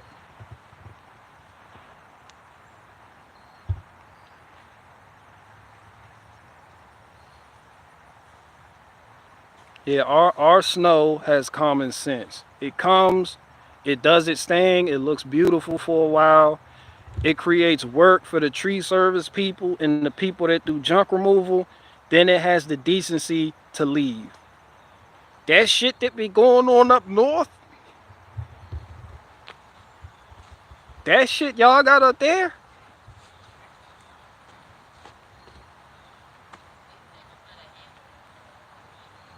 we know how to handle it down here. Nah, we do. They be. Yeah, it's the people that have no idea how to drive it. Yeah, I have. All right, yeah, people don't. People aren't the best at driving in those conditions around here. It's worse down south. They do. We got better. It really doesn't make my case stronger. Huh? Yeah. Cause when it snowed last year, people were stuck on 95 for 8 hours. The fucking the senator was stuck on 95 for like 24 hours. Remember that shit? I was like, damn, ain't nothing but half an inch. I was like, ain't nothing but half an inch out there. Fuck y'all tweaking for? It was like, it's snowing. Everybody, grandma put their hazard lights on. Scary people driving in the snow is dangerous. That shit dangerous as fuck. When somebody in front of you driving and they scary as fuck, it don't matter whether you got 4-wheel drive, 6-wheel drive, heavy duty. It don't matter whether you got a pickup truck with 2 tons in the back for more traction. The other people out there on the road just drive, and it be the moms too. It's moms. They just be out there. They gotta get those Go-Gurts for the kids' lunch. I have to go to the store. They be, they freak out easy. Ah! They overcorrect. The type of people, when they start sliding, they hit the brake and it causes them the back to shoot out and fuck shit up. Those type of people. But they just slam on the brake. Ah, hit the brake. No, don't hit the brake like that. The fuck, you fucking crazy. Oh, you parasailing bitch. I seen you. It just y'all seen that? Did y'all just see a spider butt? It parasailed.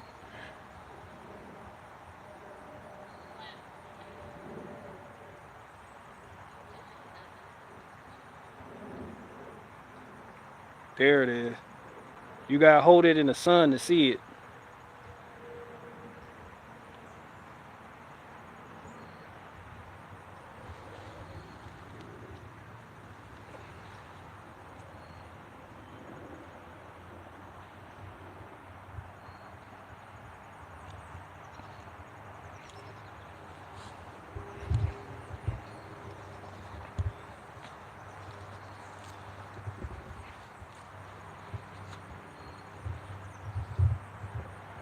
I have rear wheel drive, no snow for me. What that got to do with it? No, it ain't. Most of these plow trucks are rear wheel drive.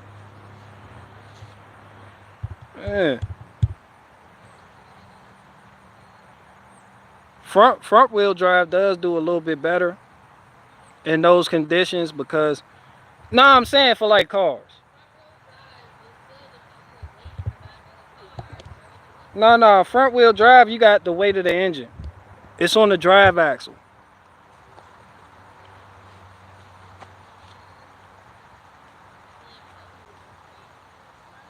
No, that BMW is a piece of shit in the snow. Don't let no, it's not. That thing is all the way in the snow.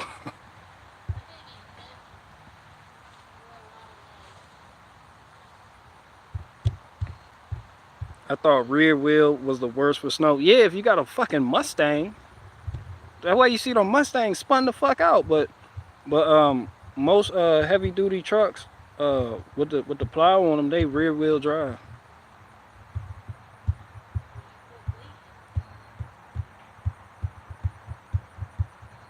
Drifting on a memory. There's no place I'd rather be than with you.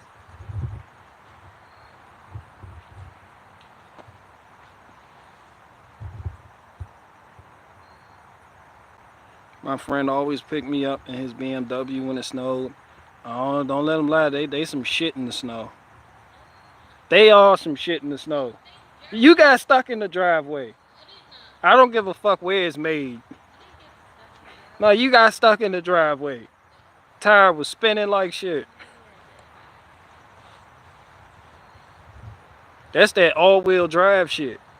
I hate that shit. The computer controls everything. It ain't like my truck. I can lock shit with my truck. I got a lever.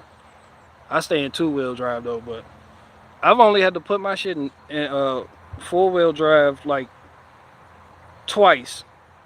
And once was in the backyard right here. Shit was just muddy as hell. And another, I had my trailer. That shit was loaded down. And it was this gravel driveway going upward. I had to put my shit was spinning out in the back. I had to put my shit in four-wheel drive to get the fuck up out of there.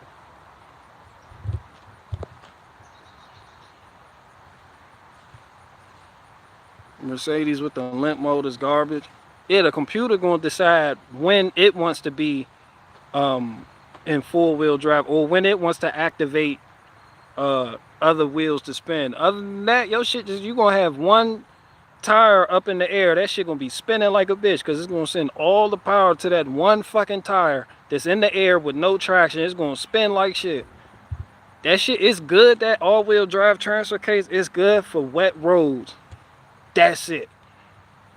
For slick conditions, wet roads, when you have traction. But when you got snow and that shit banked up and no, that shit no.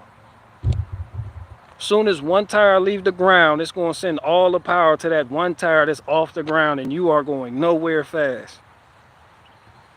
Drifting on a memory.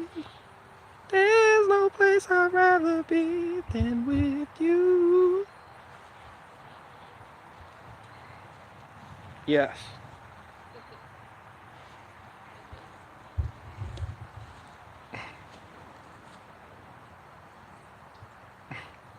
She be like, you singing to me? Yes.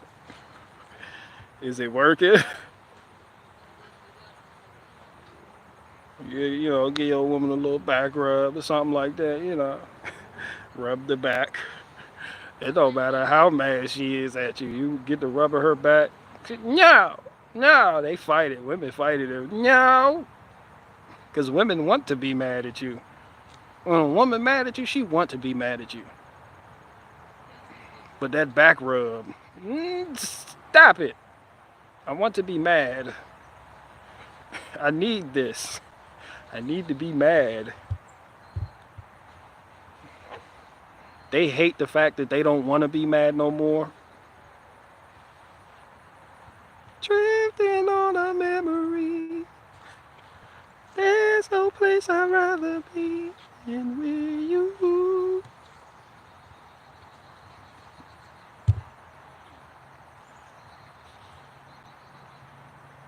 My car's diff is always locked. Shit. I don't mean to go Watachi on you, but you wasting gas like a motherfucker. Ain't no way I'm leaving my hell nah, nigga. I'm in two-wheel drive all the fucking time. I was in two-wheel drive in the fucking snow. I don't ride around like that. I don't ride around in for nothing unless I'm like, I'm saving gas. Watachi taught me this. You call it Watachi retarded? Drifting on a memory.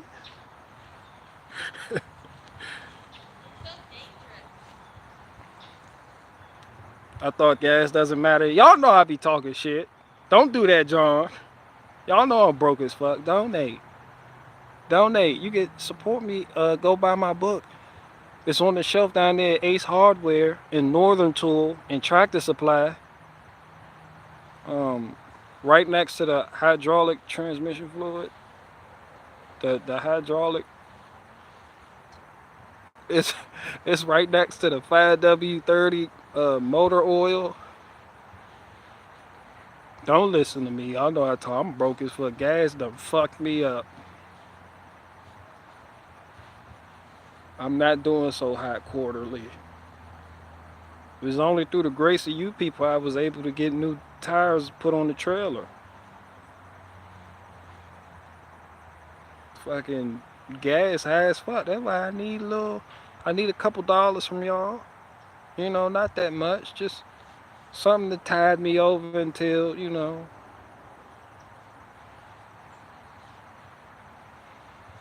Drifting on a memory.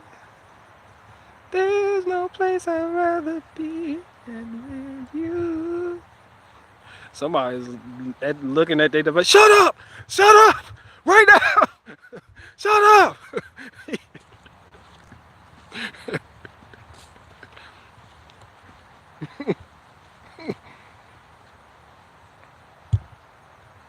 Stop lying. You sold Japanese workout DVDs for them tires.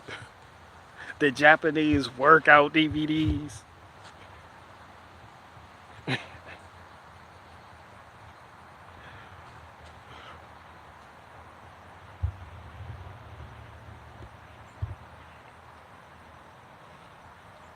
Said I'm living for the love of you.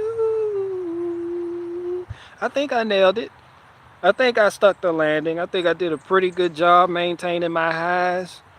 And when the time came, I had to run that low. Pretty good run. I don't know how to duplicate that though. That should have never happened again. That shit.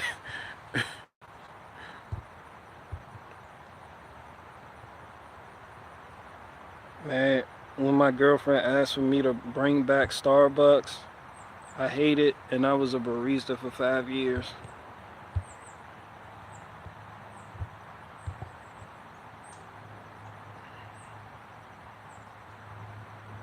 Yeah, gas is 340, 340 here. How much is premium here? That's for regular.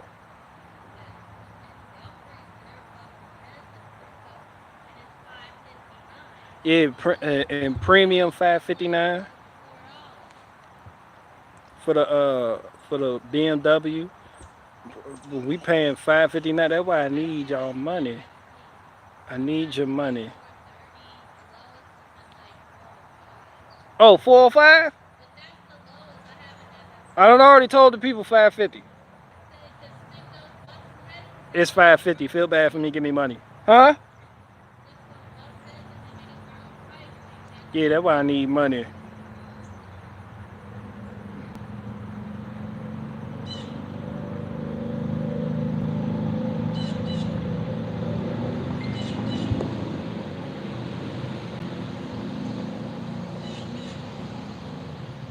Over $6 here. Where the hell are you at? For regular? $6 for regular? You up there in Utah. You over there in Nevada. That's that California shit.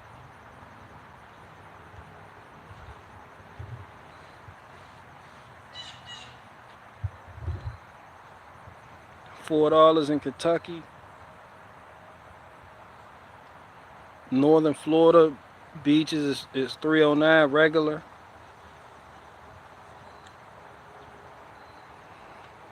David, my man, high five. Yeah, David gets it. David understands. I like that. If I send you money, what do I get out of it? A hug.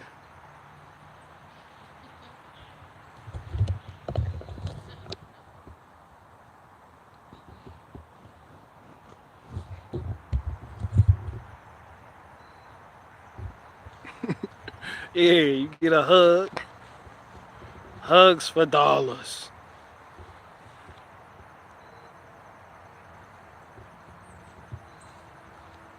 The opportunity to hug me in real life, because I'm going to do a raffle at the end of the month. I'm going to do a raffle. You get to hug me in real life. You enter, you send money to enter for the chance to get to hug me in real life. I'll probably suffocate someone. I wouldn't. You get the chance, and I'm going to have my 2-day-old shirt on. So you're going to really get to smell me and become one with my essence, my whole aura. You've been watching me from your device for too fucking long. Now's your chance to be a part of something great and just give me a hug with a dirty work shirt on. I'm going to make sure I sweat in it too.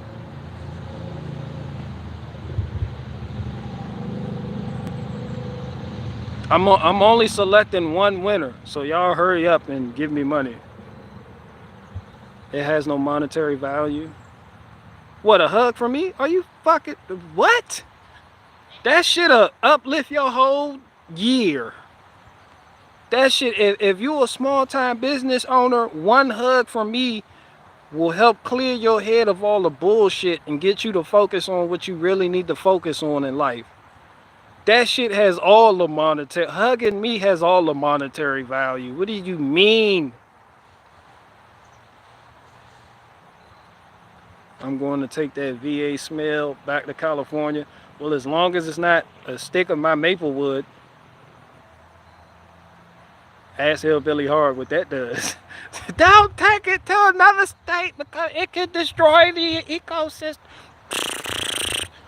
He started speaking Swedish towards the end of that rant.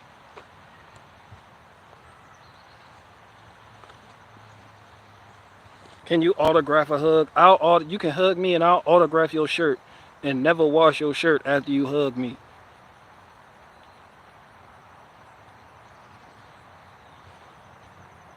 The highest donation is going to get the sweaty shirt. I'll mail it to you.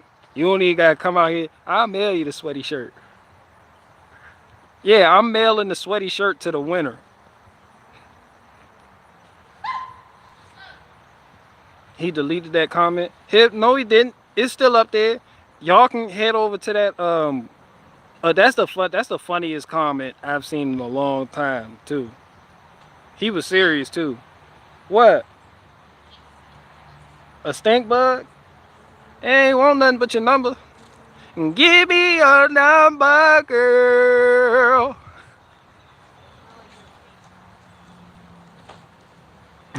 That stink bug laying next to you like it wasn't your number. You haven't been minding your business. You look over, it's a stink bug looking back at you.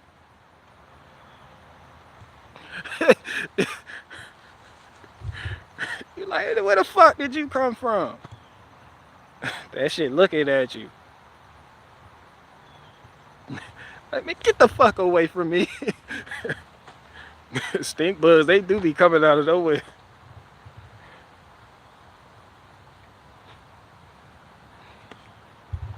Nobody say them stink bugs, but they don't stink. Stink bugs don't stink. But they say if you step on a stink bug, it releases this scent and all his homies show the fuck up. Like, what the fuck happened here? Hey, where's Jerry? Has anybody seen Jerry? I smell him. And I said, damn, that's more than what anarchists do.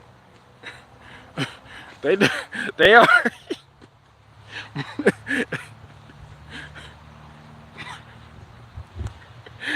Anarchist got his wig split. The other anarchist was like, well, that sucks for him. It's got to be hard. Yep. Take it easy. I'm just going to go over here and not be ruled. Yeah, you step on a stink bug, all of them showing up. Like, yeah. Fuck going on over here?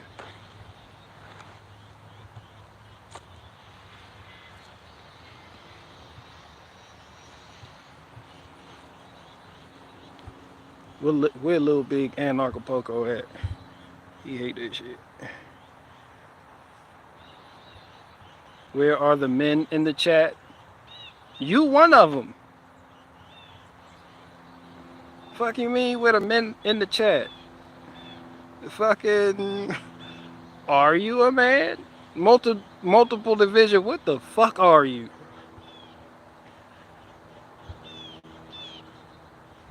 Multiple division, I thought you were a man. I thought you were a old man.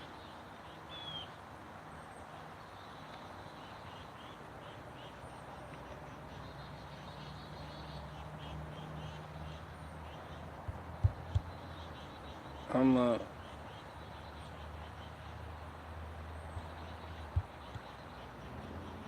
stink bugs make good pets. Yeah, if you kill one, you gotta deal with the others. That shit, what if humans did that? Like you, what if somebody killed me right now? My whole family just, hey, the fuck going on? Yo, who did that?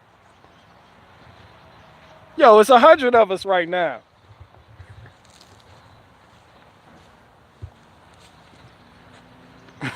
People, like I smelled it when it happened.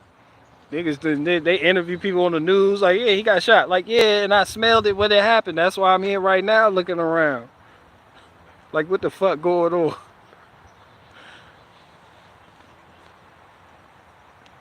They just assemble. They have a whole memorial right there for fucking stink bugs.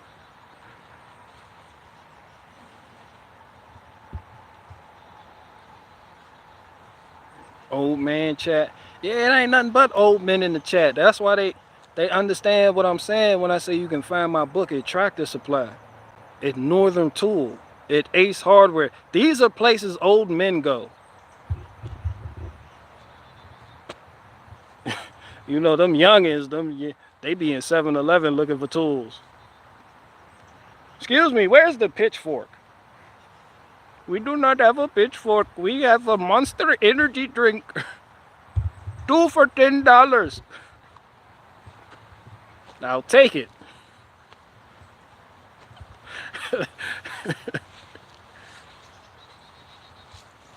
Man, niggas be in the wrong spot looking for tools. Niggas just walk into Joann Fabric. Excuse me.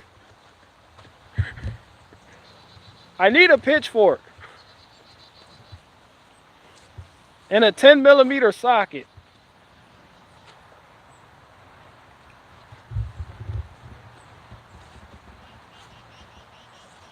The Great Wall of Virginia is getting big. It's being rebuilt too. I'm rebuilding it higher.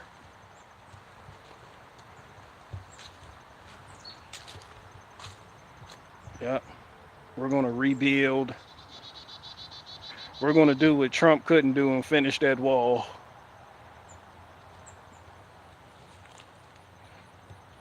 Yeah, all this seasoned wood is going out. I'm getting rid of this fast so I can go ahead and season up this oak. This is gonna be all oak.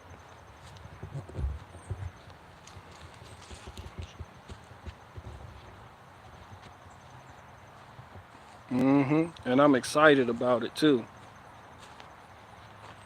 I'm excited about completing my wall. And it can happen if with y'all's donations. I say Diamond Sauce is younger.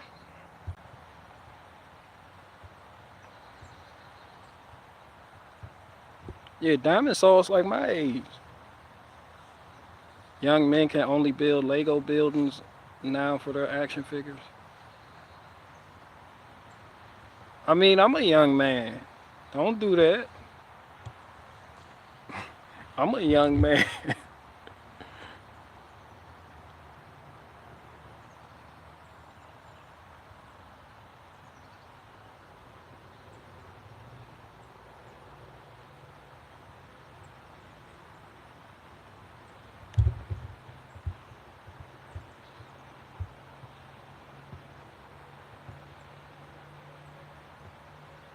Might as well call BG a raider. He in Oakland. I haven't been finding much beechwood lately. But I got oak, so you know. I'm a oak first kind of guy. Oak first, then beechwood.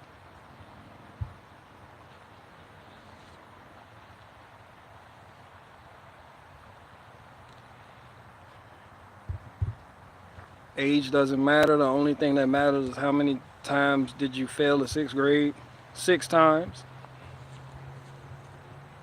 I failed this shit 6 times.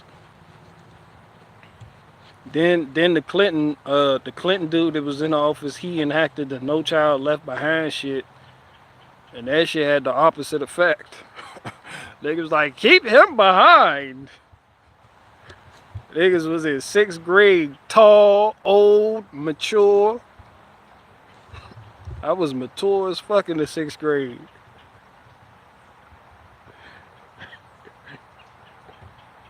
I already knew all the answers. Everybody looked up to me, literally, mentally, emotionally. I was breaking up fights on the kickball field. I was the team captain.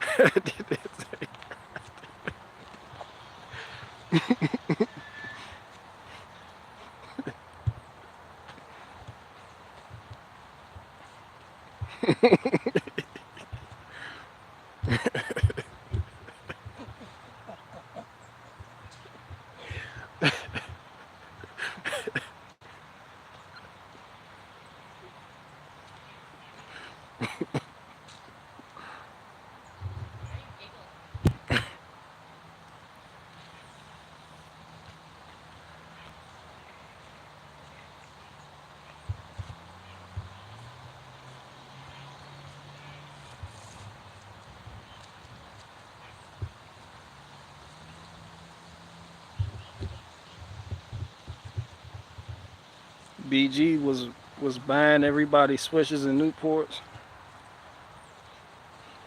Hell no, we used to and we was bad as shit. When I got to middle school, we was bad as shit. I had a homie that used to smoke weed out of computer paper. Like he just bring like, dude, I got some weed. Got to smoke it. We was like baby junkies. We we was young as fuck doing wild shit. Um, that's a heavy high too. That computer paper, that shit heavy. By the time I was in high school, that shit, you don't listen to nothing the teacher got to say. You just,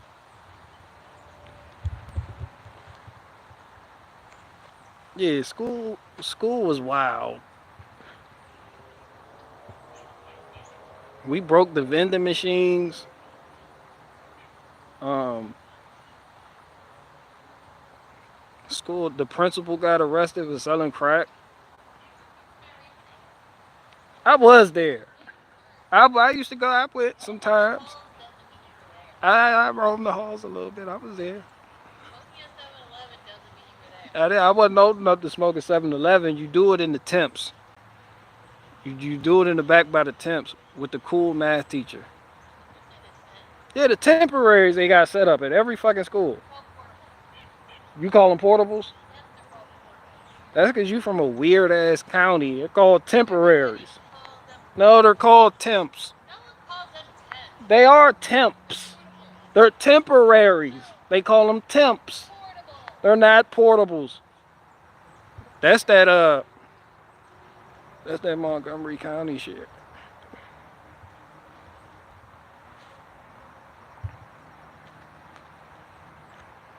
We use toilet paper rolls and aluminum foil to smoke weed. That's why you fucked up now, Watachi. Bro, my temporaries been there 15 years now. Exactly. Fill up called them temporaries. They are temporaries. I know, but they still call them temporaries even though they don't leave.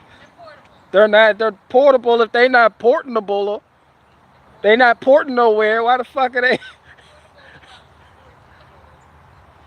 Nah, portable means it has upward mobility. If them shits is still there. Yeah, you don't. You niggas be hiding under them Jones in tornadoes. Them Jones flying the fuck around.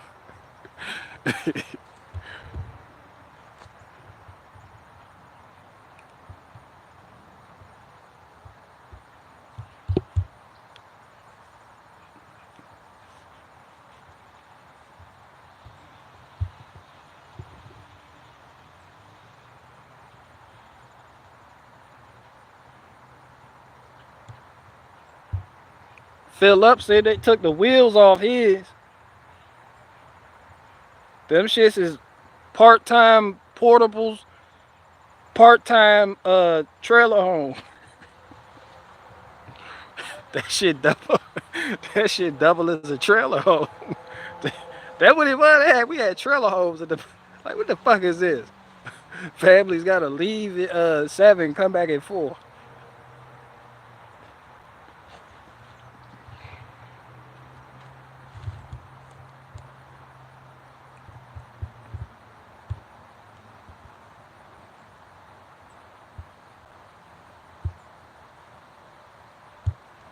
I use Bible paper too. Ha ha ha. We're going to hell. Hell, that don't mean you going there. Niggas use Bible paper. People use anything they can get their fucking hands on.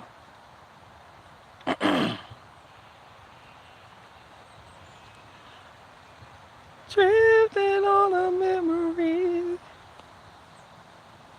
There's no place I'd rather be. Niggas was smoking out the answer section of the textbook.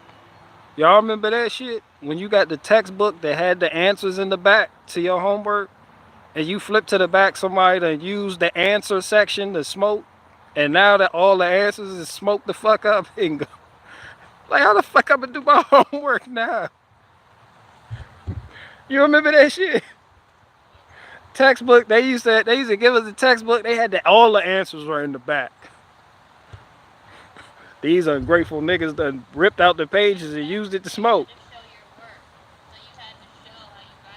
Yeah, they hit you, they give you the answer though. You can come up with some creative way to show your work. All the teachers was on that. They show your work.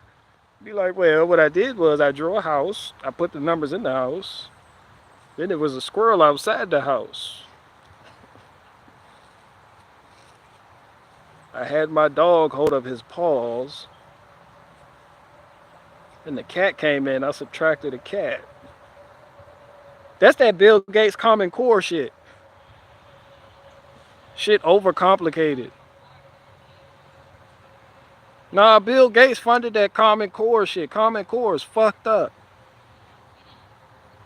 Remember they was teaching the one kid how to do long division? That bitch drew a mansion. This is what you do, class. You draw a mansion.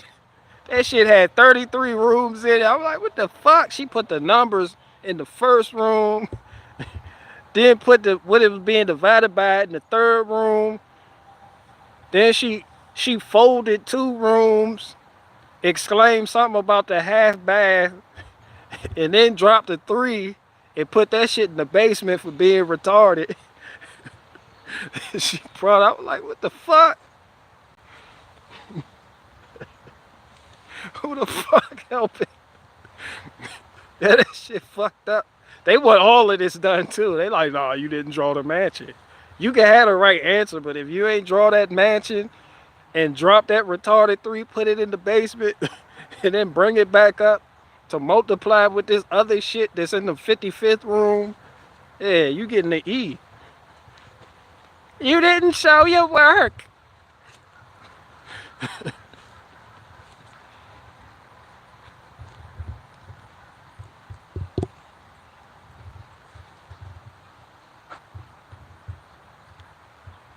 B, BG, BG uses Common Core math to fix Chevys.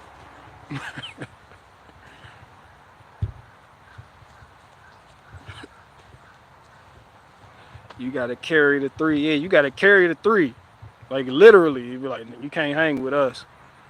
Nah, you going over there.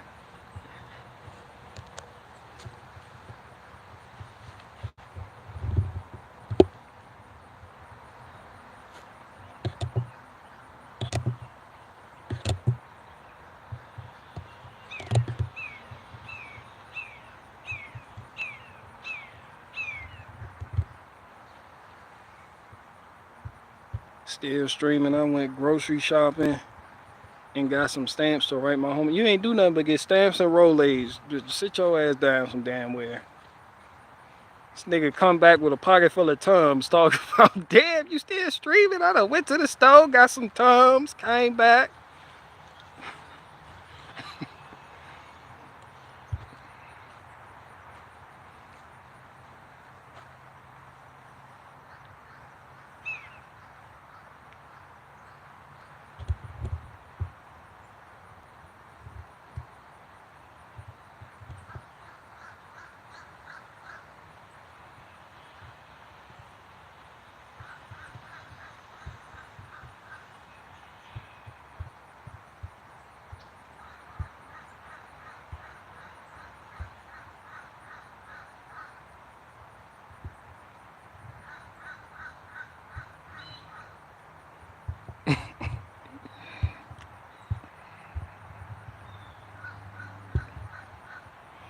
Man, I was on Facebook Marketplace. I lowballed the shit out of somebody for a bobcat.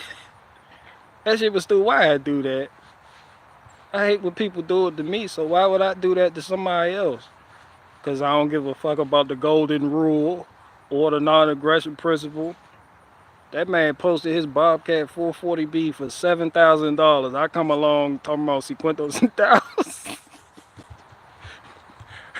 50 centavos. Can you, my friend, 50 centavos. Question mark.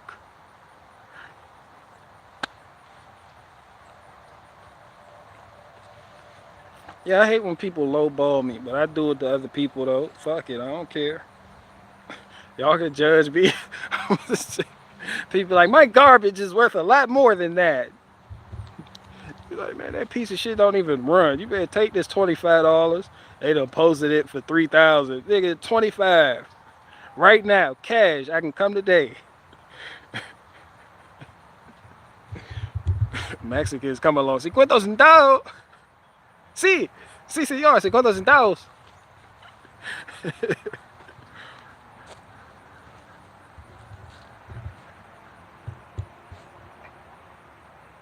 The golden rule was replaced by the dollar rule. Yeah, it was. Ask Jeff Berwick.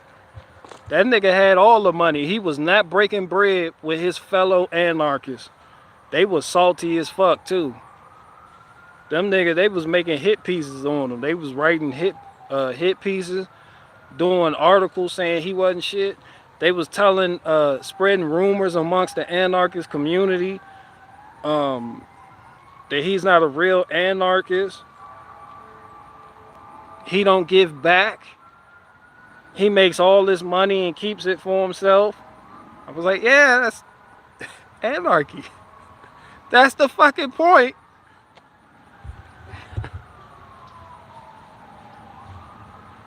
Why the fuck would I... What?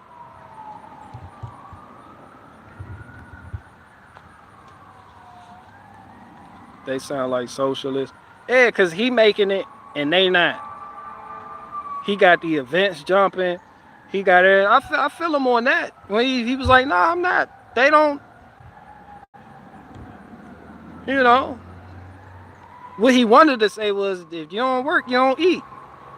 But he didn't want to sound biblical, you know, but he was tap dancing around it. That's what he was getting at. He was like, no, I'm not. Why would I give them money? They're junkies. I'm better than them. Just because they're anarchists and I'm an anarchist, that doesn't mean shit. They suck. That's what he wanted to say. That's what I would have said. Like, they fucking suck. No one's flying to Anarcho-Acapulco to see them. They're coming to see me.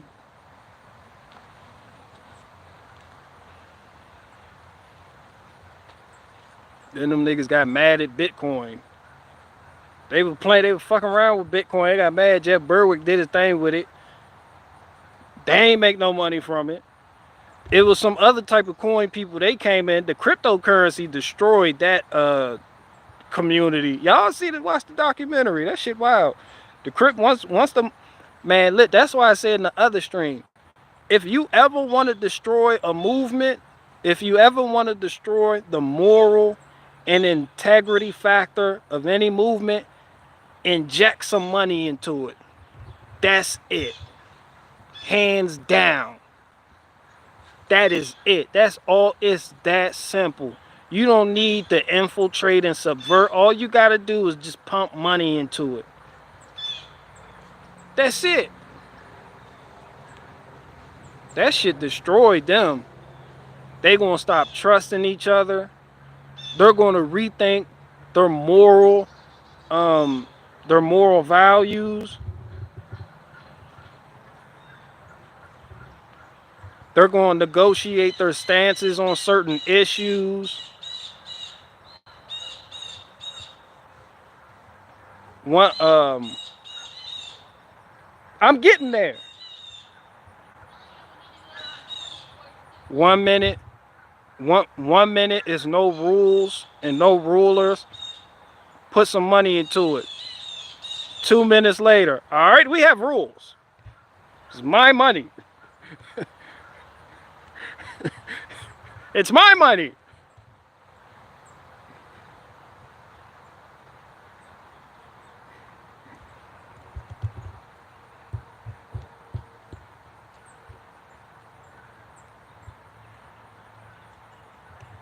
That movement is stronger than ever. That's why they want it to look weak right now. Yeah, I feel you a little big, Anarcho-Acapulco. That shit weak as fuck, though. It's not that they want it to look weak. It's just coming from where I'm coming from. It looks weak. Like, they don't need the media or the documentary to make it look weak. It looks weak because they don't stand up for their own. They don't defend their own. They don't help out their own. A couple of them niggas had money. They become the 1% all the fuck over again.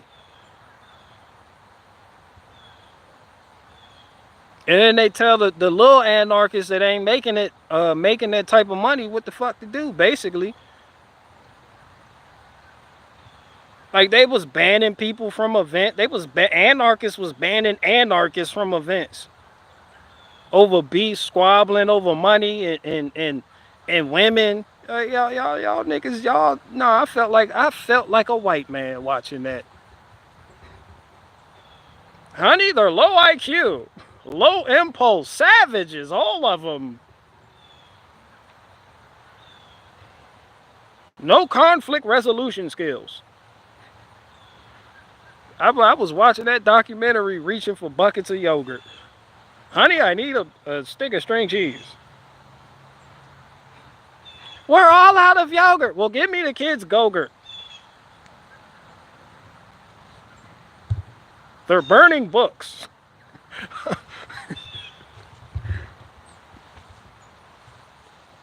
Hey, the white man.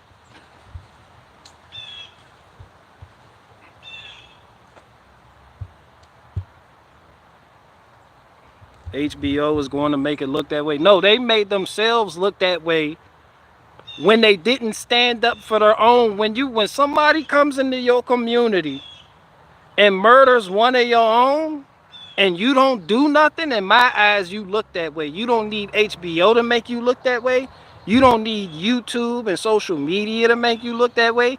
You don't need disgruntled members to make you look that way. You fucking suck. If you can't defend your own people, you sold these people an ideology of freedom, anarchy. It Anarchy doesn't mean chaos, it just means no rulers. People done spent their life savings coming from America to move to Mexico, to Anarcho-Acapulco, so they can live out this ideology of freedom, free will. We can do what we want. We're not under the oppression of the American government here. Yeah, because niggas done sold them on that shit. Now they moved there. Now they walking around with the ideology that the anarchist big homies done instilled in them from America.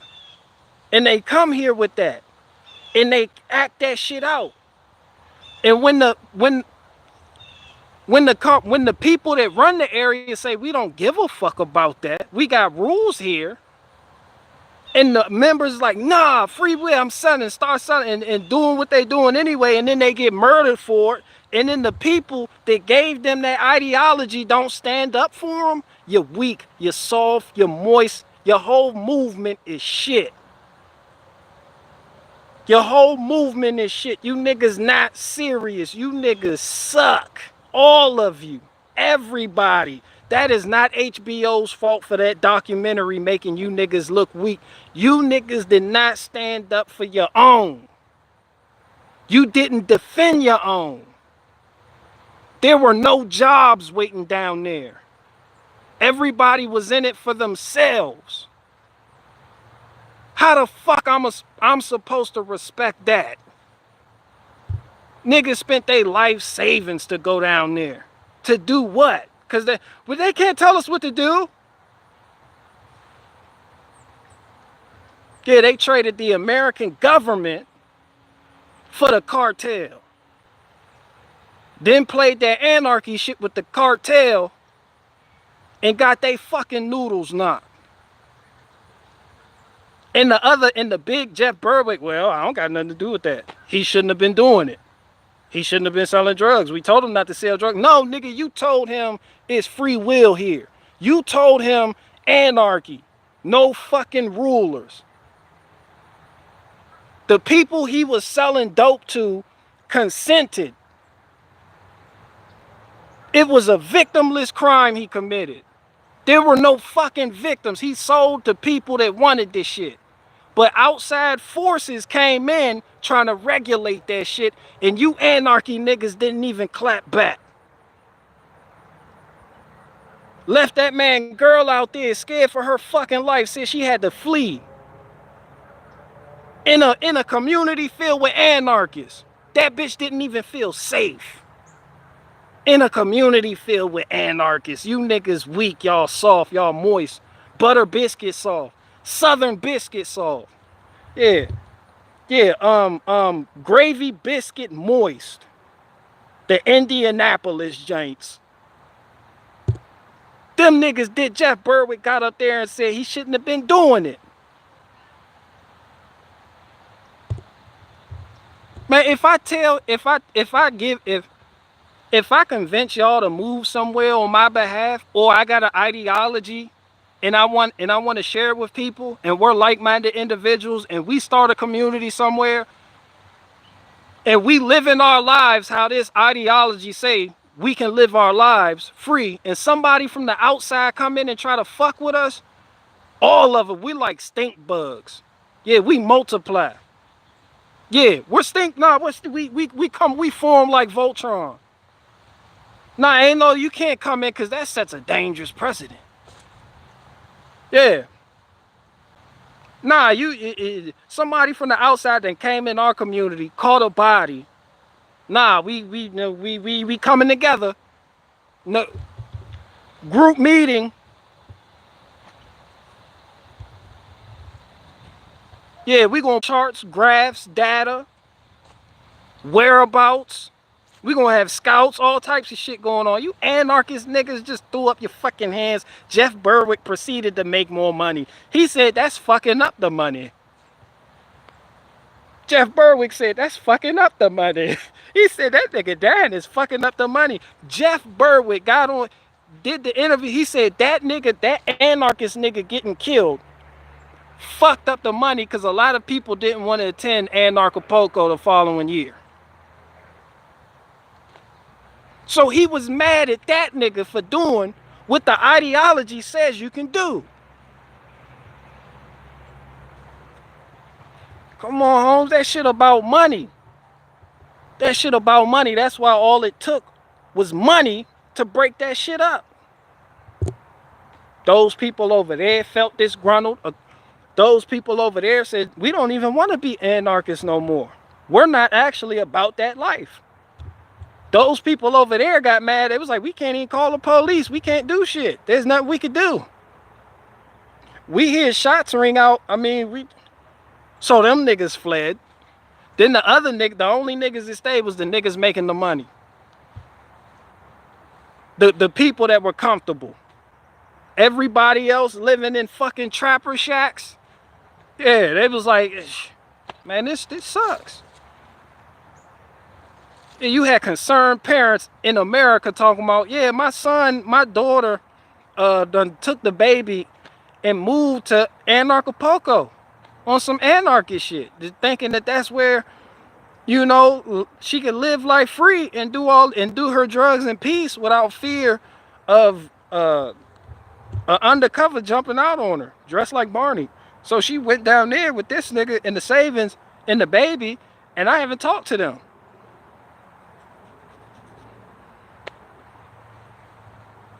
Nah, man, that shit, I don't respect that shit. So no, it's not the HBO documentary making them look like that. They made themselves look like that. That's that's not a community. That's not even like-minded individuals. Those are children. And those are adults with the mentality of a child. Coming together to live action role play is free fucking people in a whole nother country, in a whole nother culture. Because some nigga with money decided to put that shit in their heads that, hey, you could live like this. No, I don't respect that. No, I don't respect. I can't respect that. Shout out to them though. That documentary was entertaining. But nah, fuck. Nah, y'all niggas moist. Y'all niggas moist.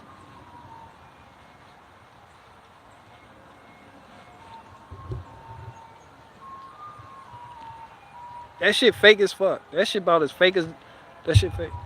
The ice cream man coming. I'm about to buy a ice cream pop shaped like Sonic. I'm about to get the fuck up out of here.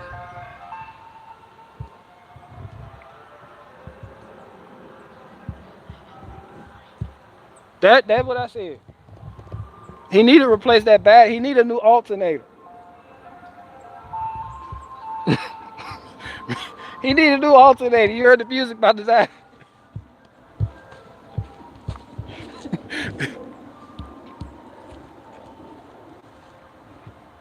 That's what I'm about to run after it. Y'all hold on.